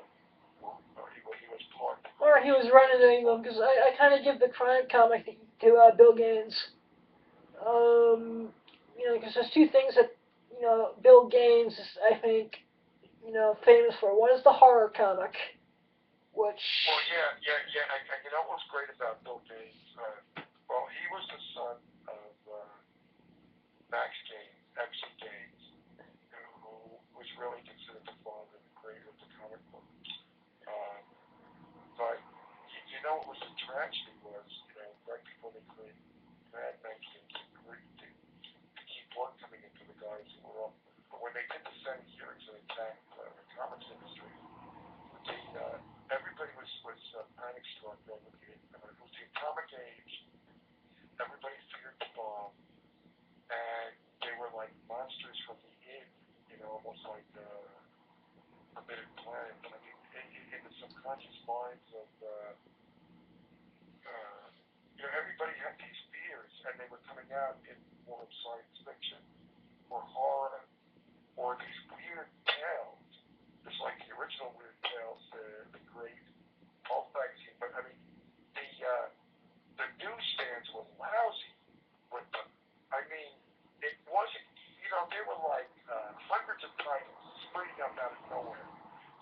I mean, I'd love to have my hands on all this weird stuff before the comics started, because people were just what was coming out of their imagination, the artwork, the writing. It was off the rails. I mean, Jack Cole did a lot of stuff. Some of the stuff Jack Cole did, like for instance, Murder, Morphine, and Me, was like the thing of the hypodermic going into an eyeball. Right.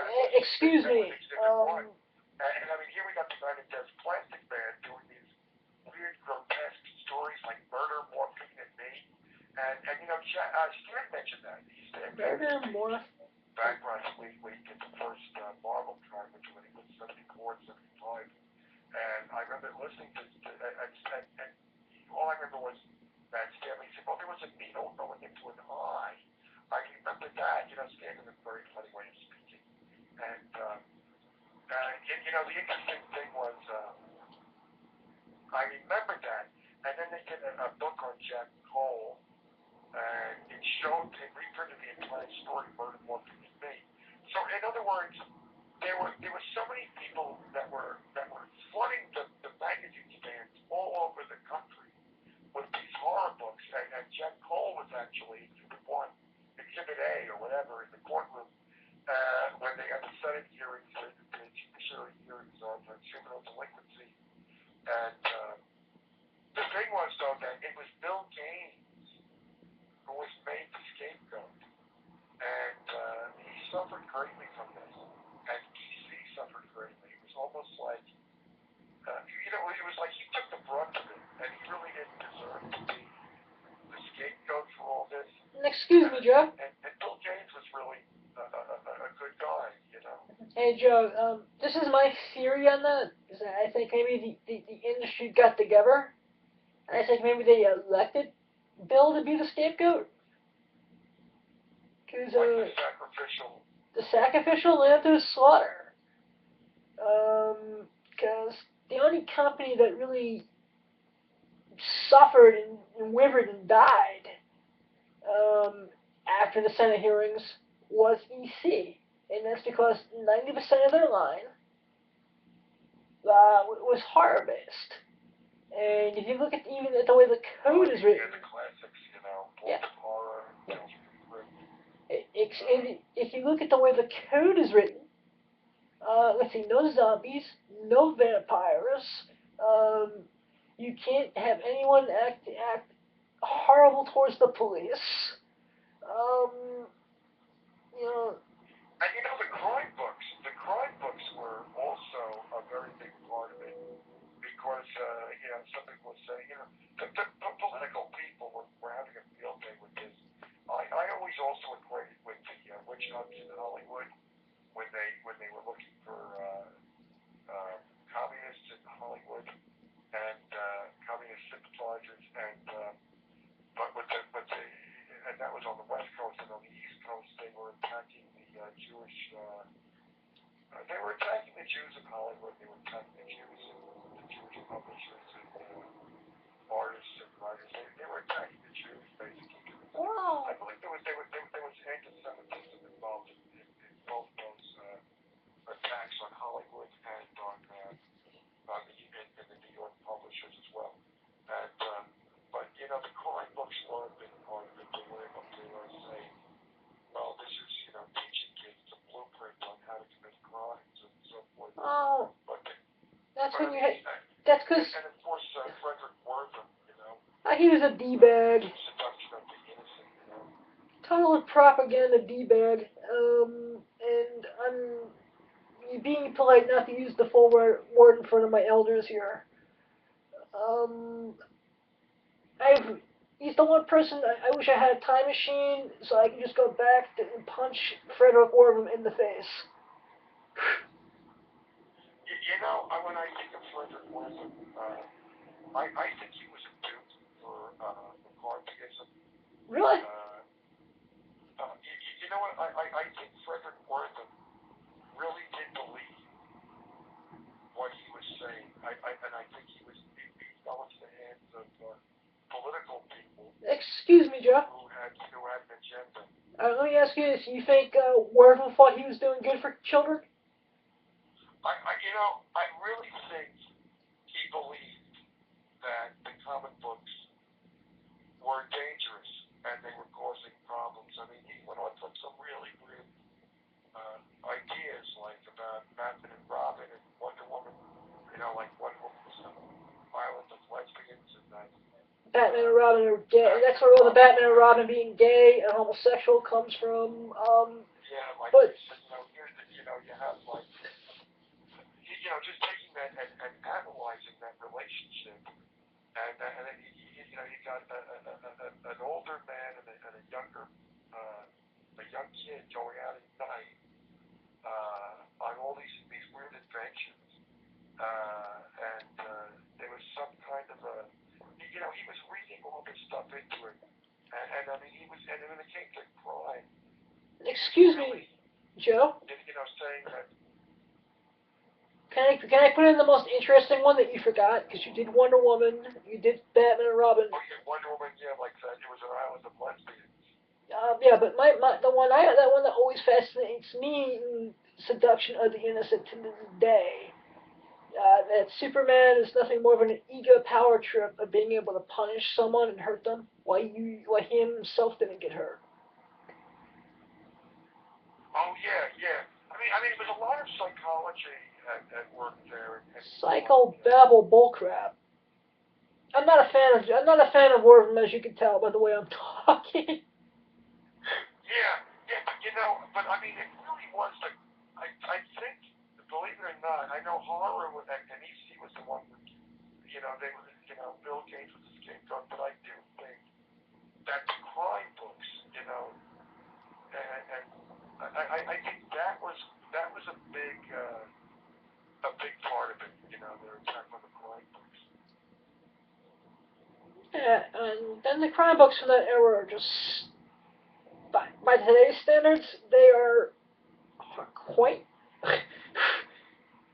Well, yeah, I mean, it depends. I think they did. You really, it makes you really want to go back and get your hands on it. The great thing is when people are able to do anthology books, where you're getting, a ton of these stories, and you're getting to actually analyze for yourself what we ourselves can figure out. But it makes you hungry for all those weird stories and lurid tales. I mean, I'm actually more interested in that. I'm not really a person interested in pornography or anything like that, but when it comes to like vintage paperback covers, whether the subject matter might be morphine or heroin addiction or Murder, morphine, opium or marijuana or scantily clad cheerleaders. I'll take that. Or juvenile delinquency or unwed mothers. I mean, to me, the artwork on these covers, the lurid images, it's like the paperback covers of those days are just as fascinating as the covers of the pulp magazine. Oh, definitely. I want to go back to something you were talking about with Jack Cole. This Murder, Morphine, and Me. Is that a magazine? Because I know want to go get me a copy of this. That was a story. That was one story. But I mean, I think they just, really used that one panel where the hypodermic needle was going into an eye. I gotta check this out. Like, just to convince people that, just the coup d'etat, like we've got to wipe out comic books. Look at this. A hypodermic needle. Drugs. You had everything in there. You had drugs. You had stabbing a woman in the eye with a hypodermic needle. I mean, I think they were looking for the most horrific imagery that they're saying was destroying the minds of our kids. But, kids are kids.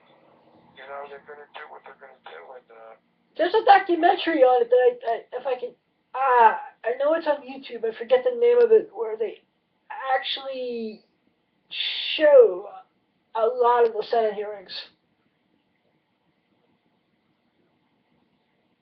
There was a book, a great book that came out not too long ago, just a few years back, called The Horror, and there was a little documentary included, and it was showing the kids reading the that's the one. I think they were asking the kids, what does this make you feel like doing? Yep, that's the one I'm talking about. 'Cause I remember. Yeah, that came with the book, believe it or not. Interesting. You know, uh, outside of Patty Cocker being at the show on Sunday, you have any other guests that you can now talk about since you're almost near D-Day, or? Well, we're honoring Katie because, she doesn't, she's down in the Carolinas, so we're honoring Dave for, his X-Men creations, and also Katie, because I really think that Katie was a heroic woman of comics, and she's heroic because she'll talk about everything that happened. She's, like I said, she's got an open forum to come on anytime she would like, and something tells me I'll get quite a controversial interview out of it. Oh, you definitely will. She's a great historian.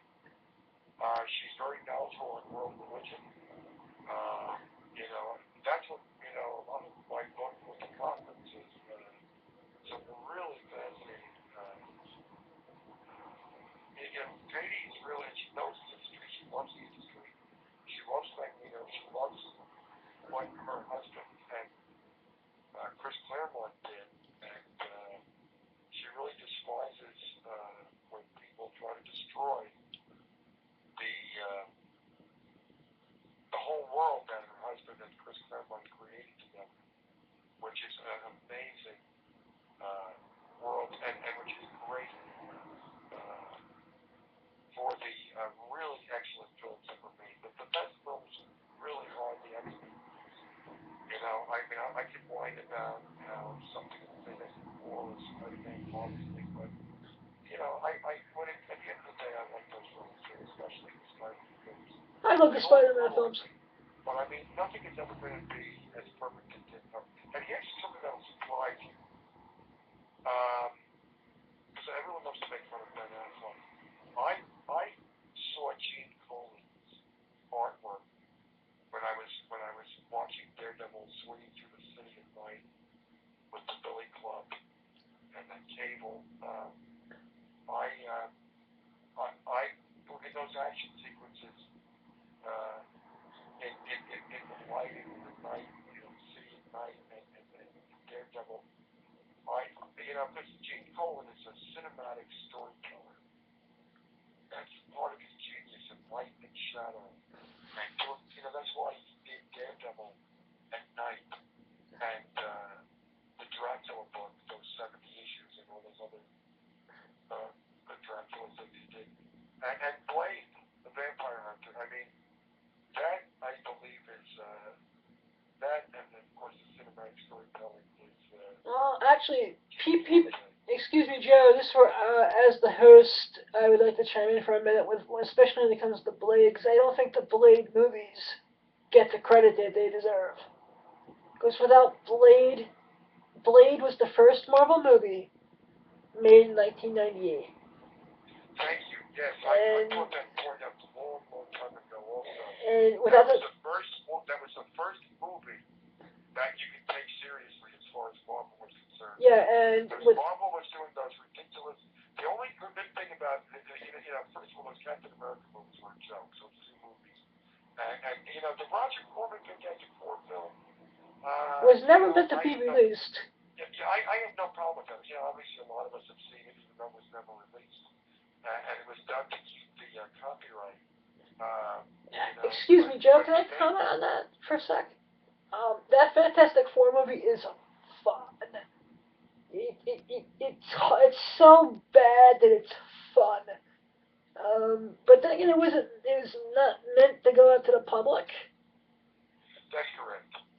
But still, I really kind of gave it a chance based on how.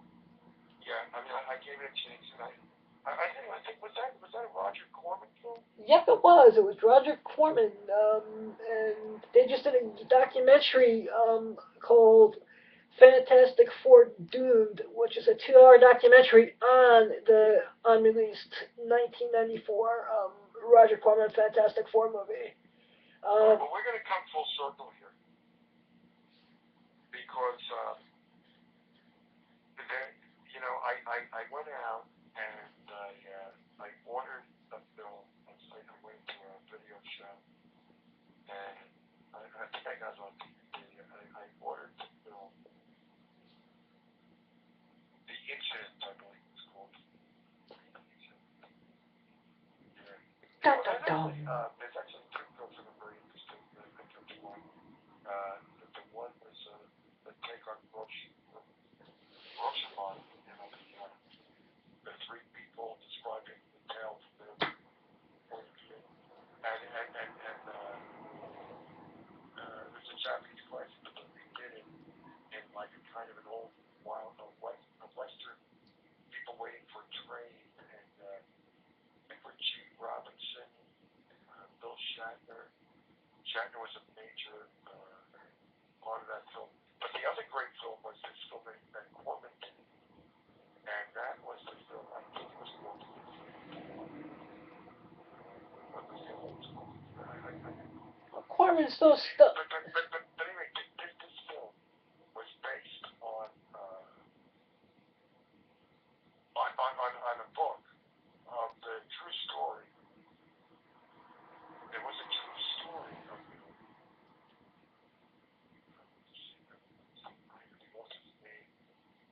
I believe it was a true story of somebody that went down, a northerner that went down south and incited the southerners to murder a young black scholar, a young boy, who was like a scholarship student, a genius. I mean, he definitely wanted to destroy this kid, this black kid, because I think he felt very threatened that black people were able to go, with education and. But I mean, he targeted this child. He targeted a hate crime, and this is going back, I think, to the 50s. And there was a very interesting story about this. And I wanted that, and I got the special edition, which I think was the anniversary of it. And Bill Shatner was discussing it. And it was funny because I had two different books about Roger Corman. I actually got one in a record store, and these people I know. And one book at a whole other area, maybe in Manhattan. One at a Pennsylvania record store, and one at maybe at a convention or somewhere, maybe a bookstore in Manhattan or whatever. But they were both books on Corman, and they both mentioned this. It was an infant. I said, I have to have this film, and I just happened to get the anniversary edition that had the Shatner. Telling the story. And the story was that the filming of that, Bill was almost killed. He was, Corman is the kind of guy that is going to just bring a movie in under budget or at budget, which would be very little money. And so instead of hiring, 100 extras with log scenes. Escape. He had Escape. At a certain town. Attack. Cancel button. Stop report 2:15:33. It was like, I think they might have put out flyers or something, but they definitely got the word out for everyone to get like Klansmen, real Klansmen, real Ku Klux Klan, and these people that had these racist ideas. And Shatner came out and gave a speech inciting the hatred. And this footage was used in the film. And Bill said he had to get the hell out of there at a certain point and barely escaped. Wow, holy shit. But he was actually inciting and working that crowd up.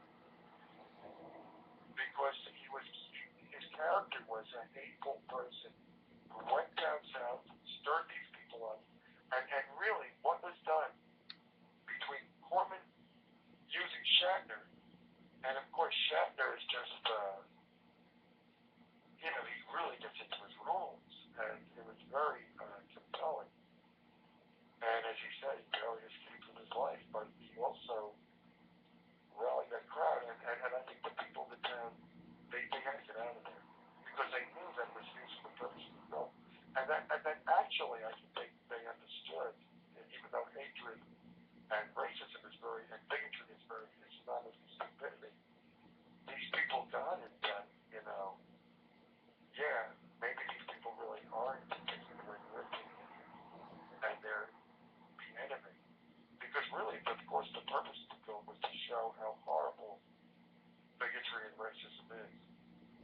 without a shadow of a doubt.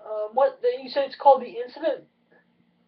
I think it was the Incident, but then I'm trying to think, is that the one that was the name of the film that was based on Rashomon, or, the Japanese, where three different people describe.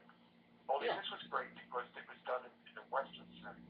And this wasn't a Corman film. This was done by a serious director. Yeah, I'll Google the Shatner thing from Corman. Yeah. Actually, both those films are very interesting.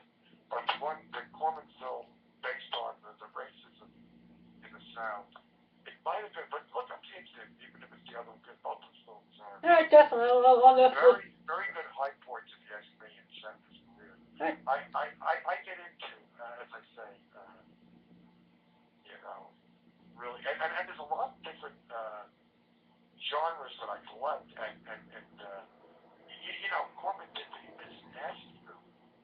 I think it was called The Trip. I think he did it. There were a few acid films, and Peter Fonda was in a couple, and maybe Dennis Hopper.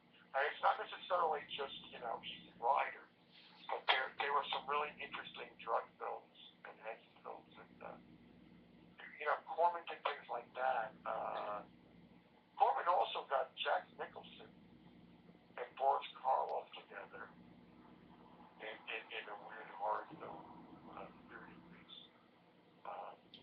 Another great thing he did was when he got Peter Lorre, Basil Rathbone, Boris Karloff, and Vincent Price together in certain films. And of course, he had a lot of films with Vincent Price. So, yeah, you know what? Corman is, king of the B films, but hey, isn't that what a lot of us want? I mean, I when I first started doing the shows with Dave Cockman back in the 90s and headlining him, I had a friend that had the rare old films, and he would be transferring them onto video. And Dave and he got along great. Actually, I think I know who you're talking about. I think I may have bought some stuff from that guy, because back in my This is going way back till he died many years ago. Yeah. So he died probably in the late 90s. Yeah, well, actually, my convention going career started like in the mid 80s. His name was Vincent. Yep. He lived in Milford, Pennsylvania. Yeah, I know who you're talking about. Because the cool thing about my early convention career was I'd be making money and stuff, and whenever I saw a video, my one weakness, shopping-wise, would always be the video dealers.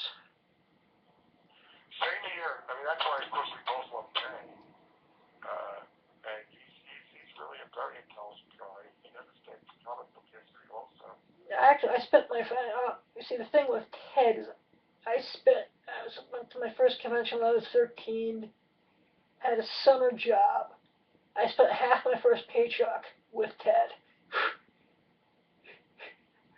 And you might have been able to keep on the thing. So. Yeah, because I remember he had all the super. You got a hold of it. Yeah, he's got the good stuff. And but I've given him a lot of ideas, types of packages you should put together, multi-disc packages. He's like, Joe, there's a lot of work you're talking about. He gets up very. You know what?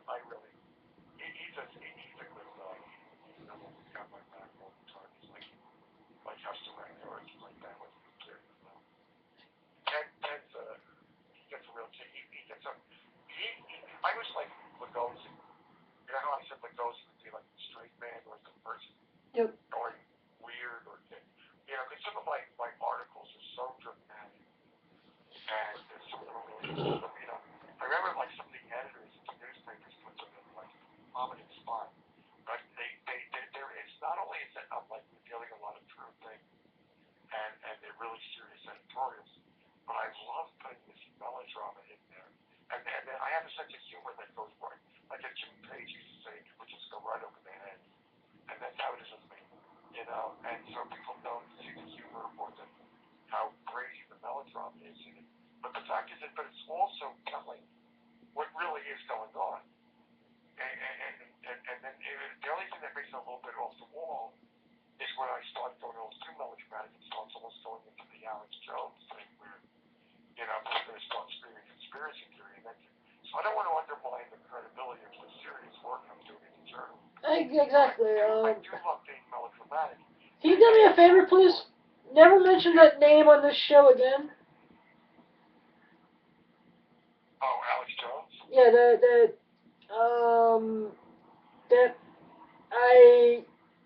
I'm not gonna. I just have a very, very strong dislike for the man. Just because everyone's entitled to believe what they want to believe in this country, and we all have the right to the First Amendment to express ourselves. But I've watched a lot of his documentaries, and if I ever see him, I'm gonna beat the ever-loving shit out of him. Have you ever seen the guy works in comics, but he also, what's his name again now? He does those like little documentary series on TV. Brad Meltzer? Yes, thank you, yeah. What do you think of him? I think he's awesome. So he does it in a more serious way. Do you think Alex Jones just goes so over the top that he undermines his own credibility? Well, I'm gonna tell you what my beef with Alex is. And maybe just because you and me were both native New Yorkers. And maybe I have some post-traumatic stress about this.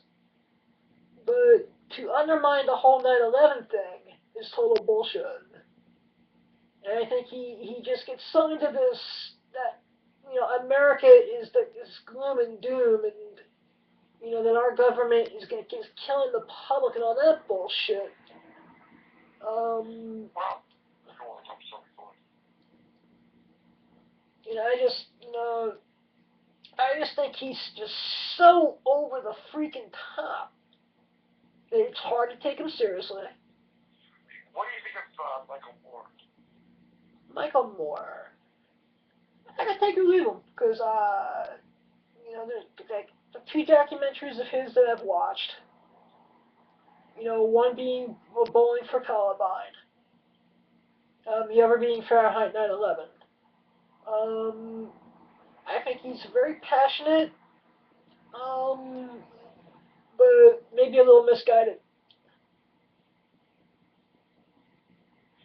What do you think of, you should see Sicko.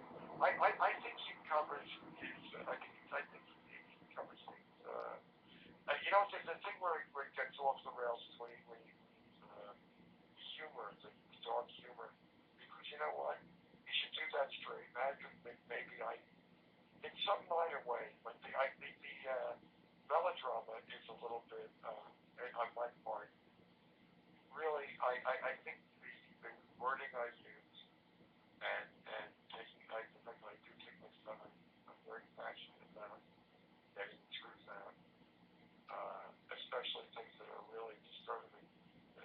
So I don't think I undermine my credibility that much, but I think some people don't like the way Michael Moore comes off, but I admire him for the work he does. As far as Alex Jones, because of the cross-referencing and the massive research I do, some of the things he says that people might be very upset about, I take those things that they could very well be. Some of them may be a little, as I say, I feel he undermines his own credibility and he starts getting hysterical and going into histrionics. So he's his own worst enemy there. But Yeah, I'll give you an example. I think he's sincere, and I think he's angry, and I think. What about Jesse Ventura? What do you think of Jesse Ventura? I give Jesse Ventura a little bit more of a pass, just because he was in politics. But there's times when I think he's got a little over the edge as well. Yeah, but I mean, being a professional wrestler, of that crazy sport, they do have a tendency to go off the rails. However, I think he's a very sincere guy, and I think he wants to make his point, and I think he does make a good point. I take Jesse seriously. I take Alex Jones seriously up to a point, but I think there are points where he may be telling things that really make me, but because he starts foaming at the mouth, the kill him really, because he kind of undermines his own credibility. So I think him being as over the top with whatever his mental disorders are. Excuse me, Joe. I think his mental disorders are keeping him alive. I think if he was able to express himself and be taken more seriously, they would have to discredit him.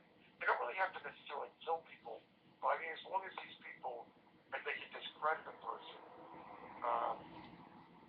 and a lot of these people that aren't telling truth and doing some good in the world, they all have a fatal flaw. There's something about Bill Maher that rubs me the wrong way. There's something about the sense of humor of Michael Moore that kind of, I think, undermines his work. But I think when I'm listening to real journalists that are discussing their books on book TV and they're not, and maybe, you know, figures, but they're more just serious journalists, except when they get a little bit, because it gets surreal.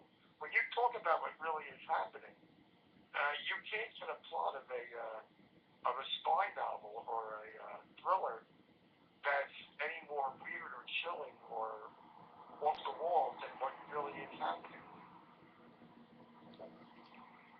You know, that's very, very true. You know, but then again, you're talking to someone right now who can go from watching an episode of Keeping Up with the Kardashians and then turn around and watch Fox News. Yeah, I mean, I look at Fox News because I like to look at different news channels sometimes, but I think that it's very skewed and it's very right wing. Fox. You know, of course they insist that, you know, which I think MSNBC has got a lot of left-wing people. CNN, I don't know. I mean, I think, look, you know, I got very, you know, I definitely wasn't a part of, you know, I've got friends that are very serious people in the Legion, which is a gay political organization. And a lot of it maybe is leaning more Republican, but they're very good friends of mine. But yet I've always been more leaning towards it. Whatever I have been in the past, whatever I might be right now, I don't want to be affiliated with either party in any way, shape, or form. Nor do I ever want to be affiliated with politics. I mean, if I'm fighting for women's rights or veterans' rights or human rights or the environment or the working taxpayers, I take everything I'm dealing with very seriously, and I don't want anyone to try to put a political or any kind of spin or try to interpret me or take anything I'm saying out of context. I'm very serious about my causes and things I want to do to help the world. And I don't want to be affiliated because I think politicians and officials, that's why I think I've retreated back into the world of the comics, because the people in the comics are more real to me and give a damn about veterans, the people in the old TV shows. I mean, just because of what I'm doing now with this event on Sunday in Morton, I feel that I'm dealing with real people. When Stranko keeps donating and donating and donating, and the folks from Star Trek are busting their up to fall all over themselves to sign things and give me beautiful things and people to harm them, you know, creature, you know, killer theater and all that. And all of this, you know, the people in pop culture are beautiful, humble, down-to-earth, real people. And the people I know when I was dealing with the officials, and the politicians, and the legislators, and the congressmen, I just learned that I'm sick of both parties. And I think I trust the people in comics more than I trust the damn politicians. Excuse me, Joe. And that is actually the one point I agree with Jesse Ventura with 110%. Is his whole thing where he's talking about, you know, there is real no difference between Democrats or Republicans. At the end of the day, no, I would say that. Continue your point. I agree with you. But I think I know where you're going, but please continue. I'm sorry to he's just it's basically the whole concept is there's no difference between either party. He compared it being, you go down the soda aisle, whether you drink Pepsi or whether you drink Coke, one may be a little sweeter than the other, but at the end of the day, they're both soda. Yeah, because it's all part of, everything's controlled by a power structure anyway. That's beyond our control or, in any cases, comprehension. But I think if there were a really serious third-party candidate that had a chance of winning, that was really going to just, be like a Martin Luther King or a Mahatma Gandhi. That would be great. But I mean, they would have to either discredit him or pick up some dirt or create some dirt and lay some dirt. I mean, I think they fear killing people because they don't want to create for the martyr. well, They've already killed Martin Luther King and the Kennedys, and that's all. I don't think that's how it's done anymore. The propaganda and the people who control the masses have everything down. What Joseph Goebbels in the Second World War was doing as the Minister of Propaganda for Adolf Hitler. This has been, really honed to such a fine art, so much more sophisticated. Media is controlled in such a way, and is so much more sophisticated, to the war profiteers and the industrial complexes, and then, of course, to keeping the ignorant masses occupied with Justin Bieber and Lindsay Lohan.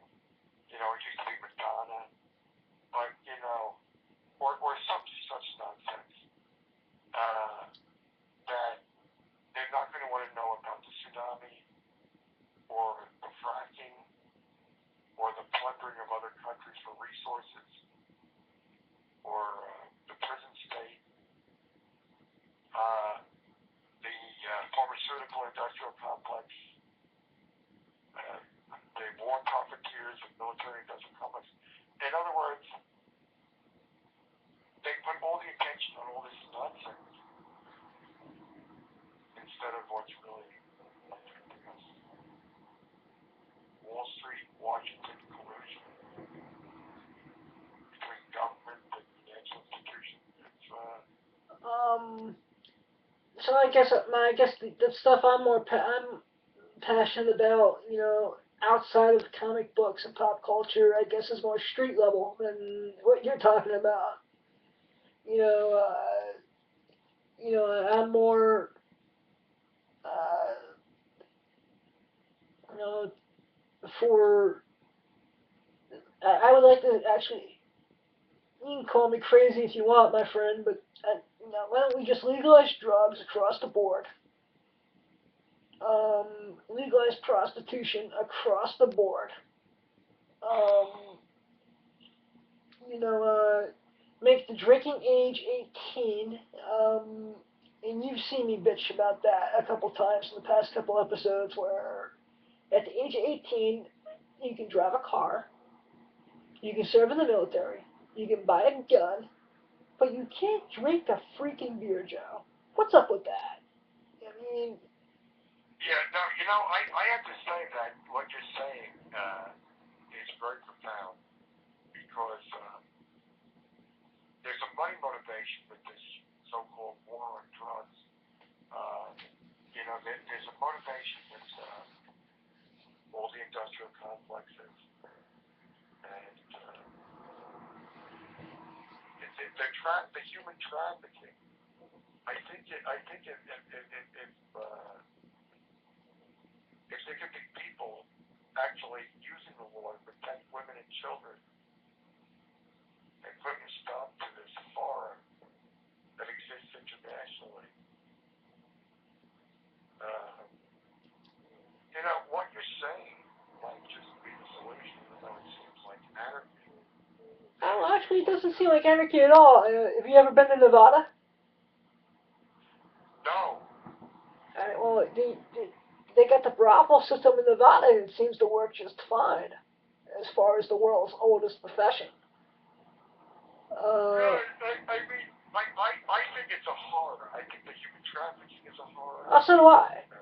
What's being done to children and women internationally is a horror. Without a And shadow of a doubt. I don't approve of it, but I think drugs are here, booze is here, prostitution is here.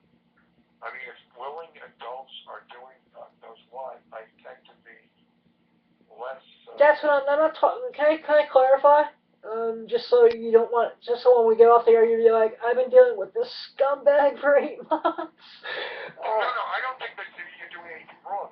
And I mean, what I'm trying to say though is that, you know, if it's consenting adults doing God knows what, whether I find it appealing or not, maybe I'm not too happy about it. But you know what?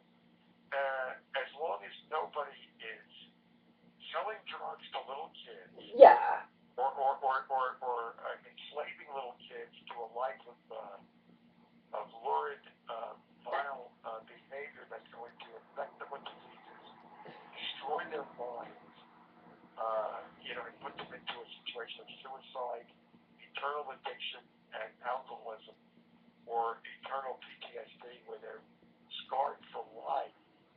I'd rather have everything regulated. That's what I'm talking. I'm talking about willing, consenting adults. You know, having to be among adults. But I mean, the way things exist now, you've got all these people getting little kids hooked on drugs and buying and slaving and buying and selling women and children. If there would be some way to put a stop to this, yeah. And if what you're saying is the answer, maybe it is. Like I said, I'm not. Yeah, I'm talking about just about my. I don't get hate. I don't get like hate mail. I'm talking about consenting adults doing thing. I think you can agree with me that people are going to do what they want to do in this world. So why not just regulate it? You know, I think the war on drugs is the biggest crock of crap. Um, I've ever seen. Yeah, you're right. You know, it's been going on since Nixon, for crying out loud. You know, and it's just like,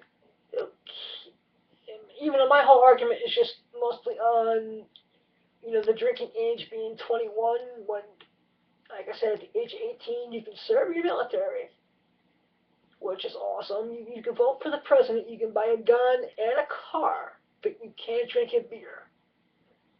Doesn't make sense to me. You know, it's, but I mean, what is the answer? I mean, legalizing marijuana seems to, let's give that a chance and see if that. I mean, you know what? I think,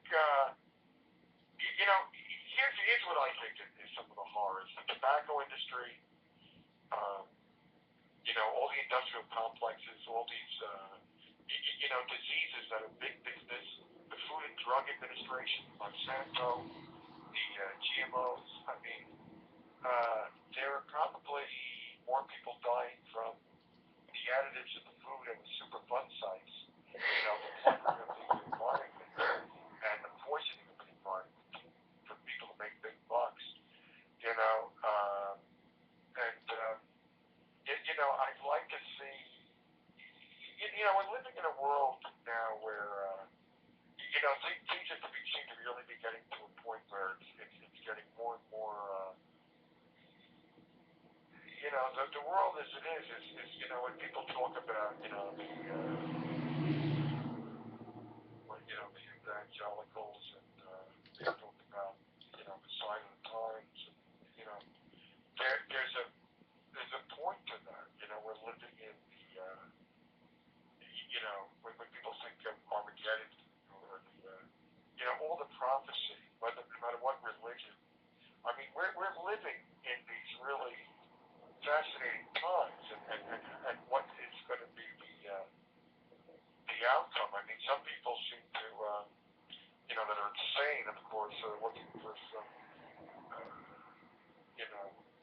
climactic horror, but I think basically at the same time you've got people that are evolving. I think seem to be, people, abject poverty, the elites, the 1%, and then the 1/10 and the 1/100th of a percent, the 0.0001 controlling the world's wealth, while the masses are, an impoverishment to the masses of people that likes of which we've never known, drug addiction to the likes of which we've never known, prison industrial complex, cancer industries, diabetes to the likes of which we've never known. I mean, it's all revolving around the glorification of greed and money, the root of all evil. I mean, the idea that, you run your own business, you're working around the clock when you're running your own business. You're everything, but, it is hard for the small business owner, but, it is a great dream. There are wonderful things about a capitalist system, but I mean, I must feel like just by saying that, I just sort of filthy, disgusting word, because it's the glorification of greed that is killing our children, our elderly, our working poor. It is creating these cancer industries to go through the roof, the destruction of our environment going through the roof of our food supply. Stranko said, everything we put into our bodies, pretty much everything is toxic. Stranko put me on a specific diet. He was concerned about me. In other words, when you're drinking water or you're eating food, you've got to do everything in moderation.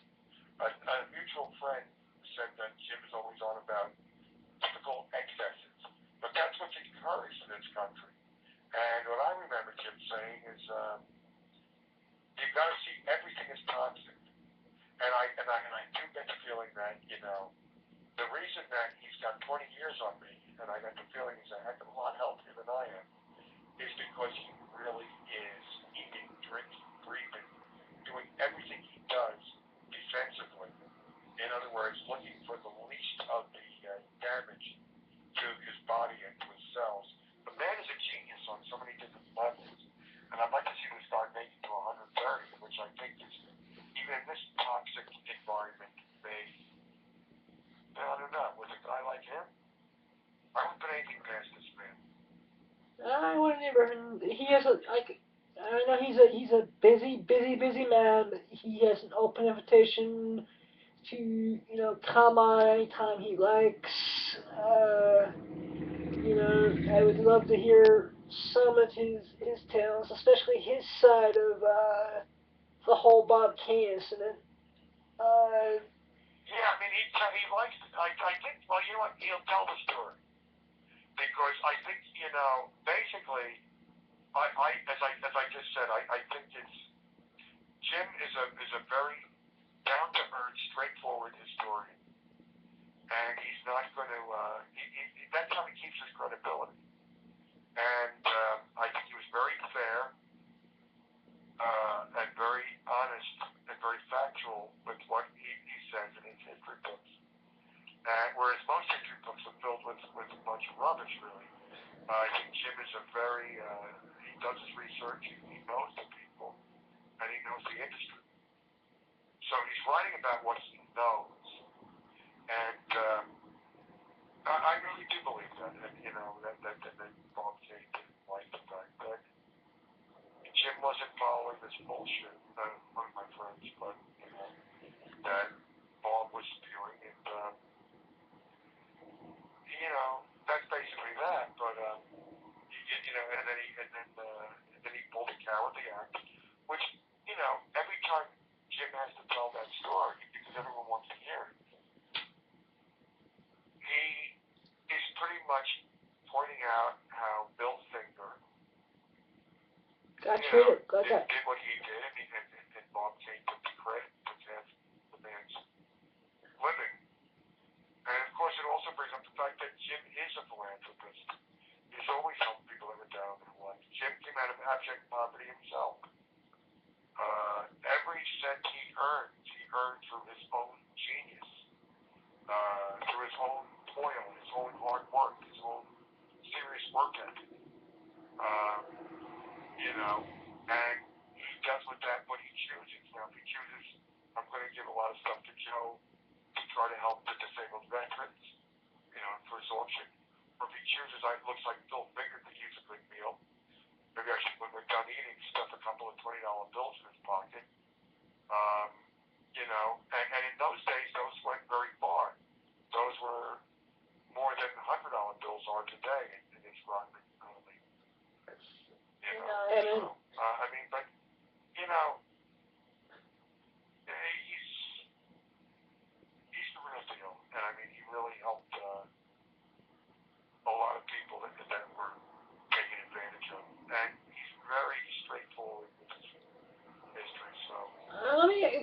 Joe, while we're on the topic of golden and silver age creators, you know, out of that era, you know, who do we have left outside of like Stan and you know Jim and like Neil and Denny, um, and are still like some of the pioneers that are like still around and who are like still Well, active. I mean, I know John Romita Senior is no longer active.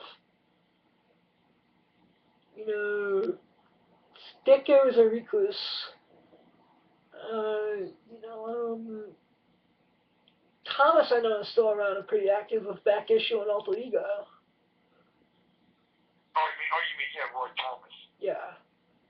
Yeah, well, Roy, you know, Alter Ego was his baby. It was one of the original fancies. But, I'm in touch with him sometimes, and he did that book, 70 Part Music Marvel, and as strange as it all may sound, um, Roy is important. He's a historian, but he's also somebody that's beholden to that company and is kind of.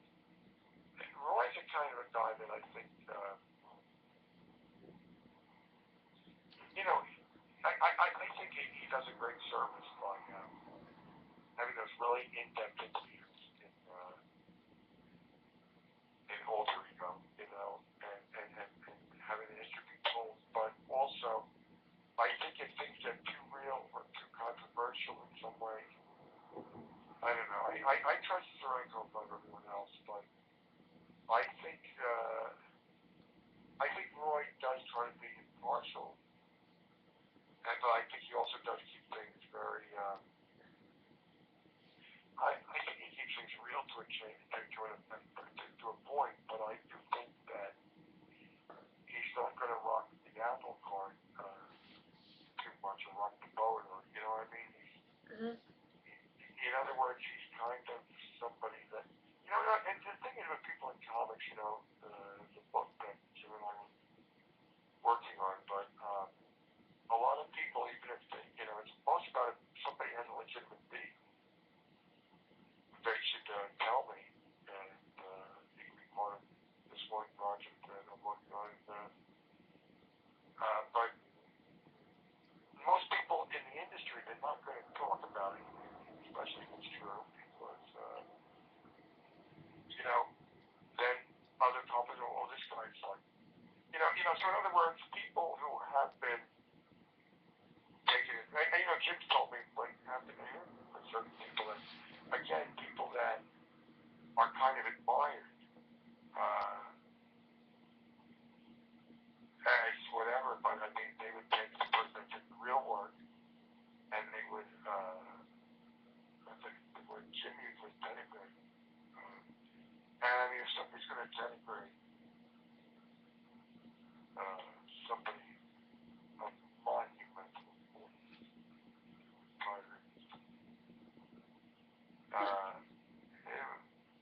let me put it this way, there are some people that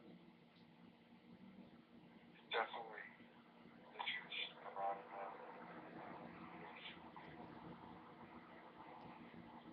glorified. And I learned a lot, about Bob Dane, and a lot of wasn't good. Same because of some of the other guys that get credit for co-creating things that are, I don't know, they may have something, but they really are. People that are, cheating artists, or actually, like Jim said, dangling, great, great. So that's a problem. Like I said, Bill Finger did not get a co-creator credit um, on Batman until somewhere in the late 90s. It was either 98 or 99. I'm going to have to look into, this is all like what I was saying. I think you've got another 5 shows. everything you did it the last time. You know, I just wanted to say a few things, but We've been recording live this entire time. are you serious? Yeah, this is, hang on, let me see where we're at. Oh my gosh, I feel sorry for people that listen to this before. Although what you're saying is great, I'm just so bored. No. Escape. 25409. We're at 2 hours and 54 minutes, my friend. What? We're at 2 hours and 54 minutes according to the YouTube clock. If this goes into the 6 minutes, the 3-hour mark, shoot themselves, you know. You know what? I don't know if anyone can stand any more of this. I know I'm practically not going to, because I've been running myself into the ground anyway, and I actually just wanted to, remember what I said? I just wanted to maybe say 15 minutes or read that thing, and, you know, but you know me. I don't know. I think I'm worse than Stan Lee in a lot of ways. Excuse me, Joe. Can I pretend I'm the host here when we get together for a minute? And you're a pleasure to have on the show. You're always welcome to come on anytime you like. You know, like I said, I was having dinner at the official pizzeria of the podcast, Sal's Pizza Corner, 71 West Main Street in Ramsey, New Jersey. If you're ever in the area, Joe, I recommend it very highly. He's a good friend of mine. We've been good friends for 15 years, and you know, I mentioned him on the podcast. He listens to it, and then he makes fun of me. We have a really good arrangement. Um, but thank you so much for coming on again. I really do wish you all the luck in the world with your show on Sunday. I thank you for allowing me to be a part of it and help promote it. And it was my pleasure to make a donation to the auction. And I want you to keep up the good work. And as Bill Bixby always said at the end of every episode of The Hulk, be good to yourself. Thank you for everything. It's always a pleasure because, you know, you got some brilliant insights, you know, and I really have to stop and think about what you're saying, and you know, like just when you brought up that about legalizing this, that, and the other, I'm thinking, yeah, maybe that is the answer. So, I mean, I think you have some really profound insights and great depth to, you know, your thought process, I think, is very, my whole thought process with that was, you know, hey, we can, and I'm sure some of my friends and the family are gonna be like, wait a minute, you know, they're gonna just be like, huh?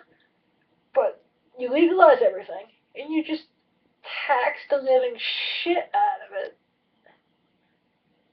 I mean, oh man, yeah. I'm telling you, I'm running myself into the ground. But you know, and I'm not supposed to be doing that right now. But I do want to make sure that this show, I'm hoping it's for success, and I ask sincerely from the heart when it helps the best.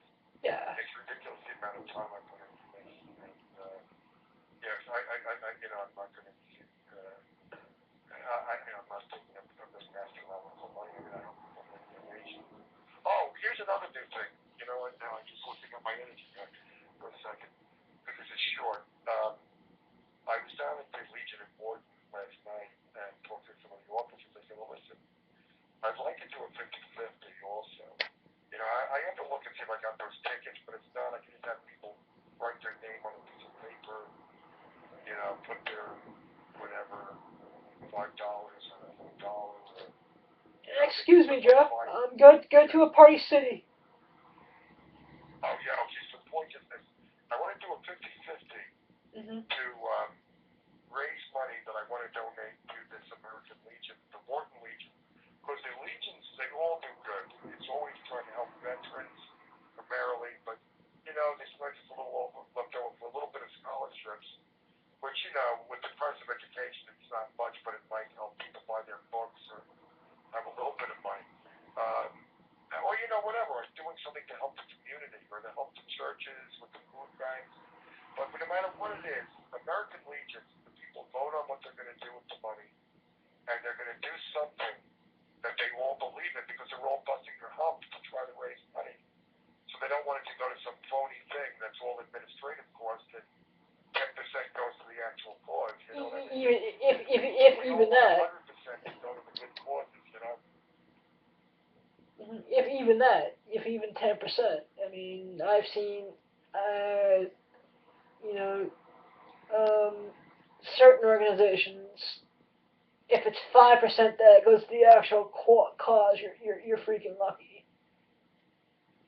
You're right. You're right about that. And even with the Philippines, you know, some of the stuff that I had from the other when I was gathering things, I used some artwork at a show. I got a free table around the time of the tsunami or whatever, or past that. But my friend was calling me. He lives in the Philippines.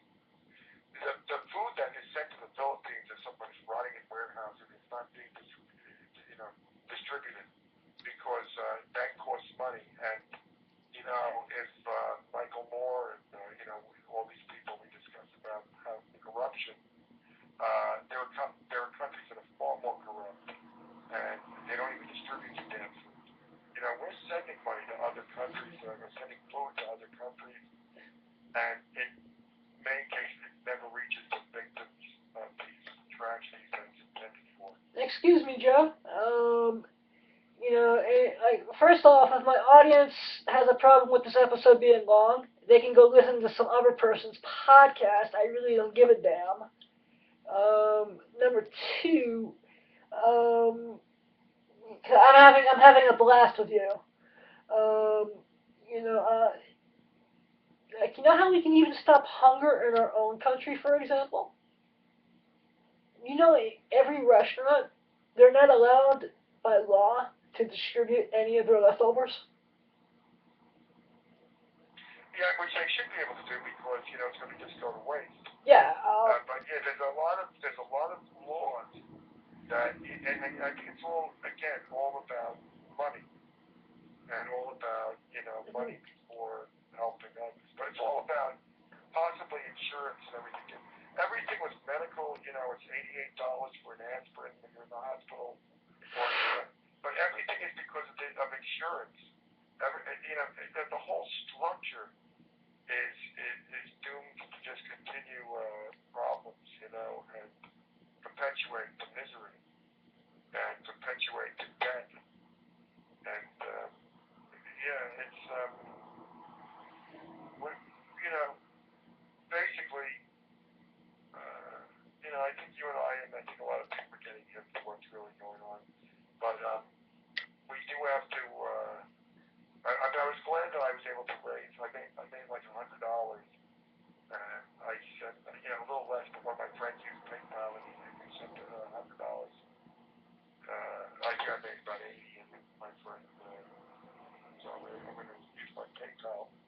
I'm going to put another $20 in, and went to my friend up in the Philippines, and he was able to do it because he saw fit, and I trusted him a lot more than I trust people in governments that are allowing food to sit in warehouses rotting. Well, it's like that one South Park episode where they were making fun of Sally Struthers when she was doing all the you know, feed the hungry commercials.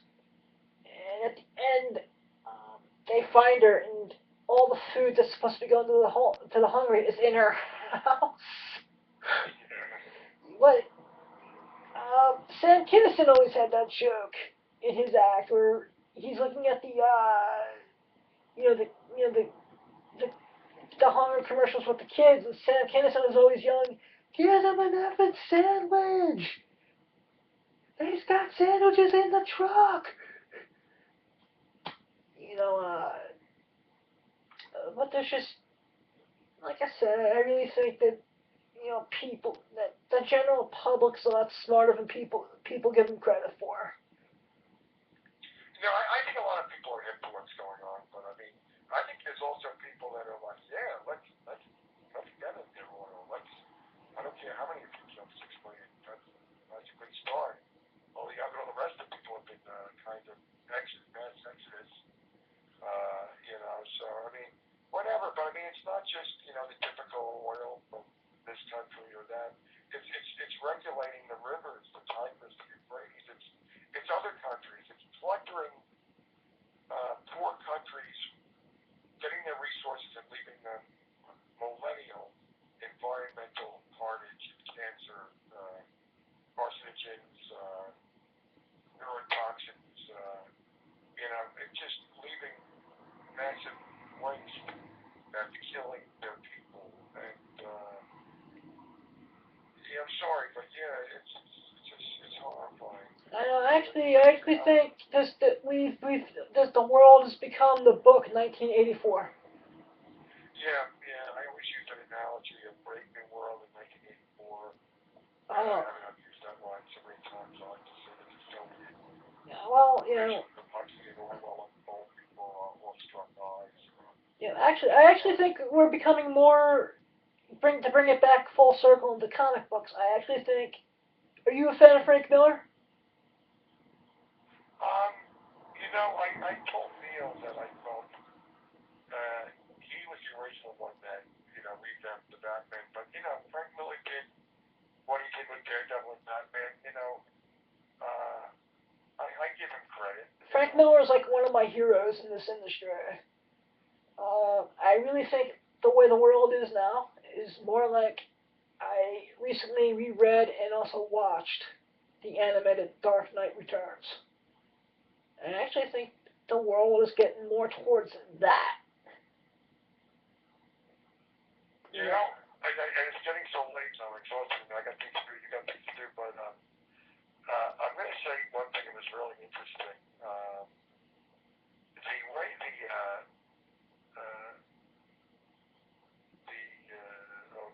the film's Bane.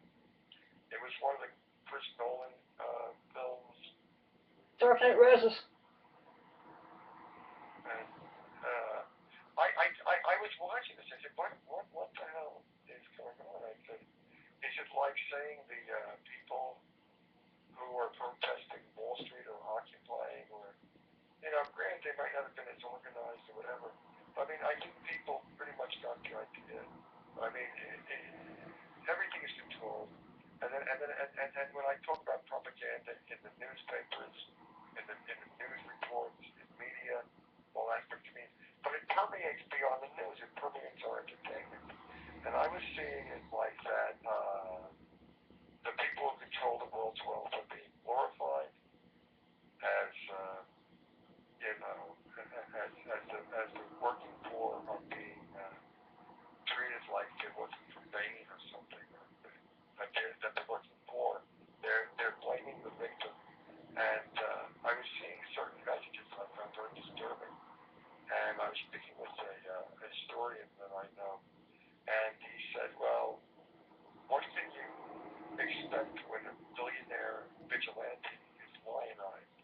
Which I thought was very well put. I mean, here's a guy that's got 13 years of me, and he was, he knew Bill Ayers, he knew the weathermen, and he was, protesting the war.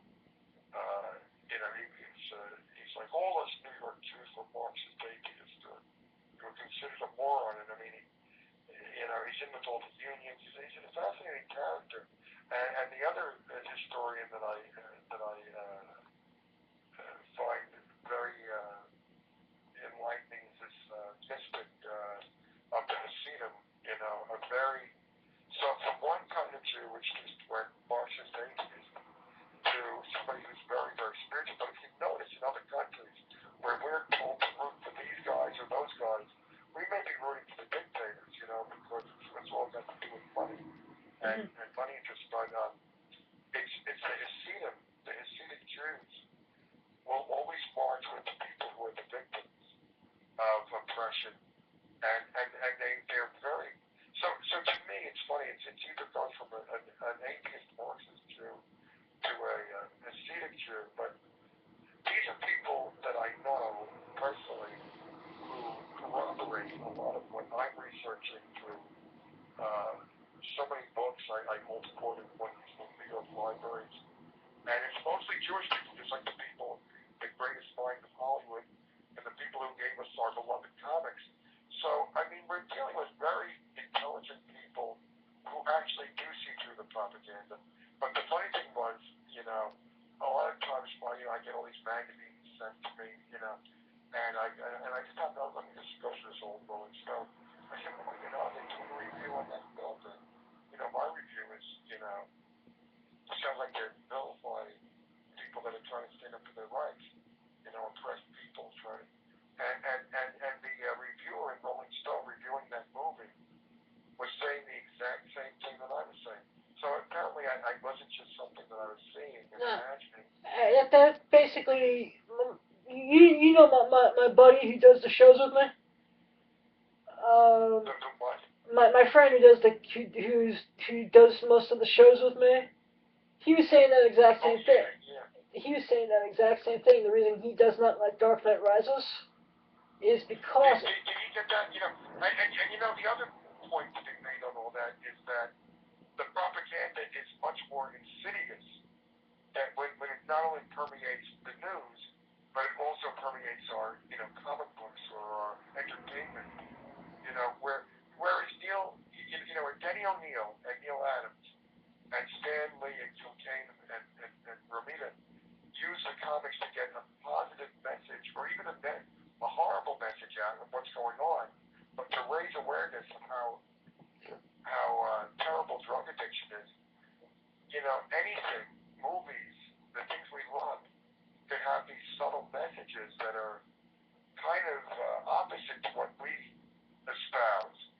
They may be saying, let's glorify the people that are pulling the strings and, making money off war profiteering or industrial complexes or destroying the environment or creating kids. We don't want to glorify these people, but I mean, who knows what's, so in other words, everything can be poisoned, not just news, but entertainment by the propaganda, you know what I mean? And I think I'm gonna close out with this. There's good and there's bad, there's right and there's wrong in anything and everything in the world. And it's just up to the individual to choose what's right and what's healthy, and what's wrong and what's toxic.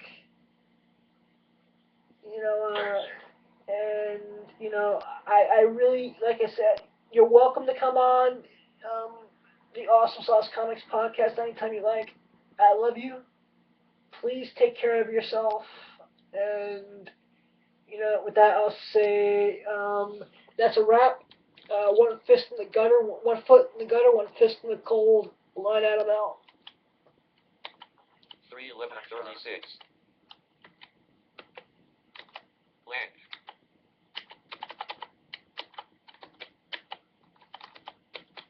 Alright, man, there's a wrap. Escape.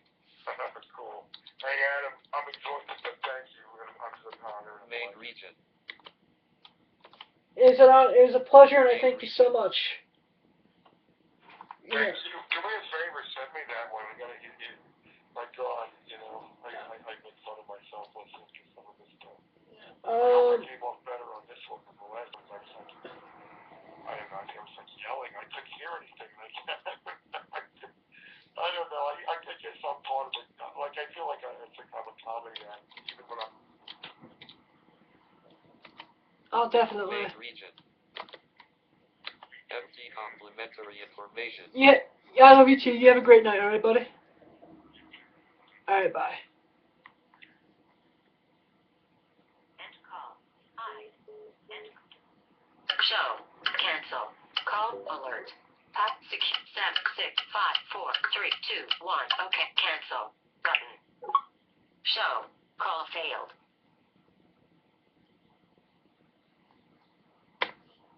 Shit. Oh, I'm gonna put that. This is my best. Main escape. Tab. Cancel button. Stop tab. Length. Tab. Back to upload page visited link shift tab. Instructions link shift tab. Stop recording button.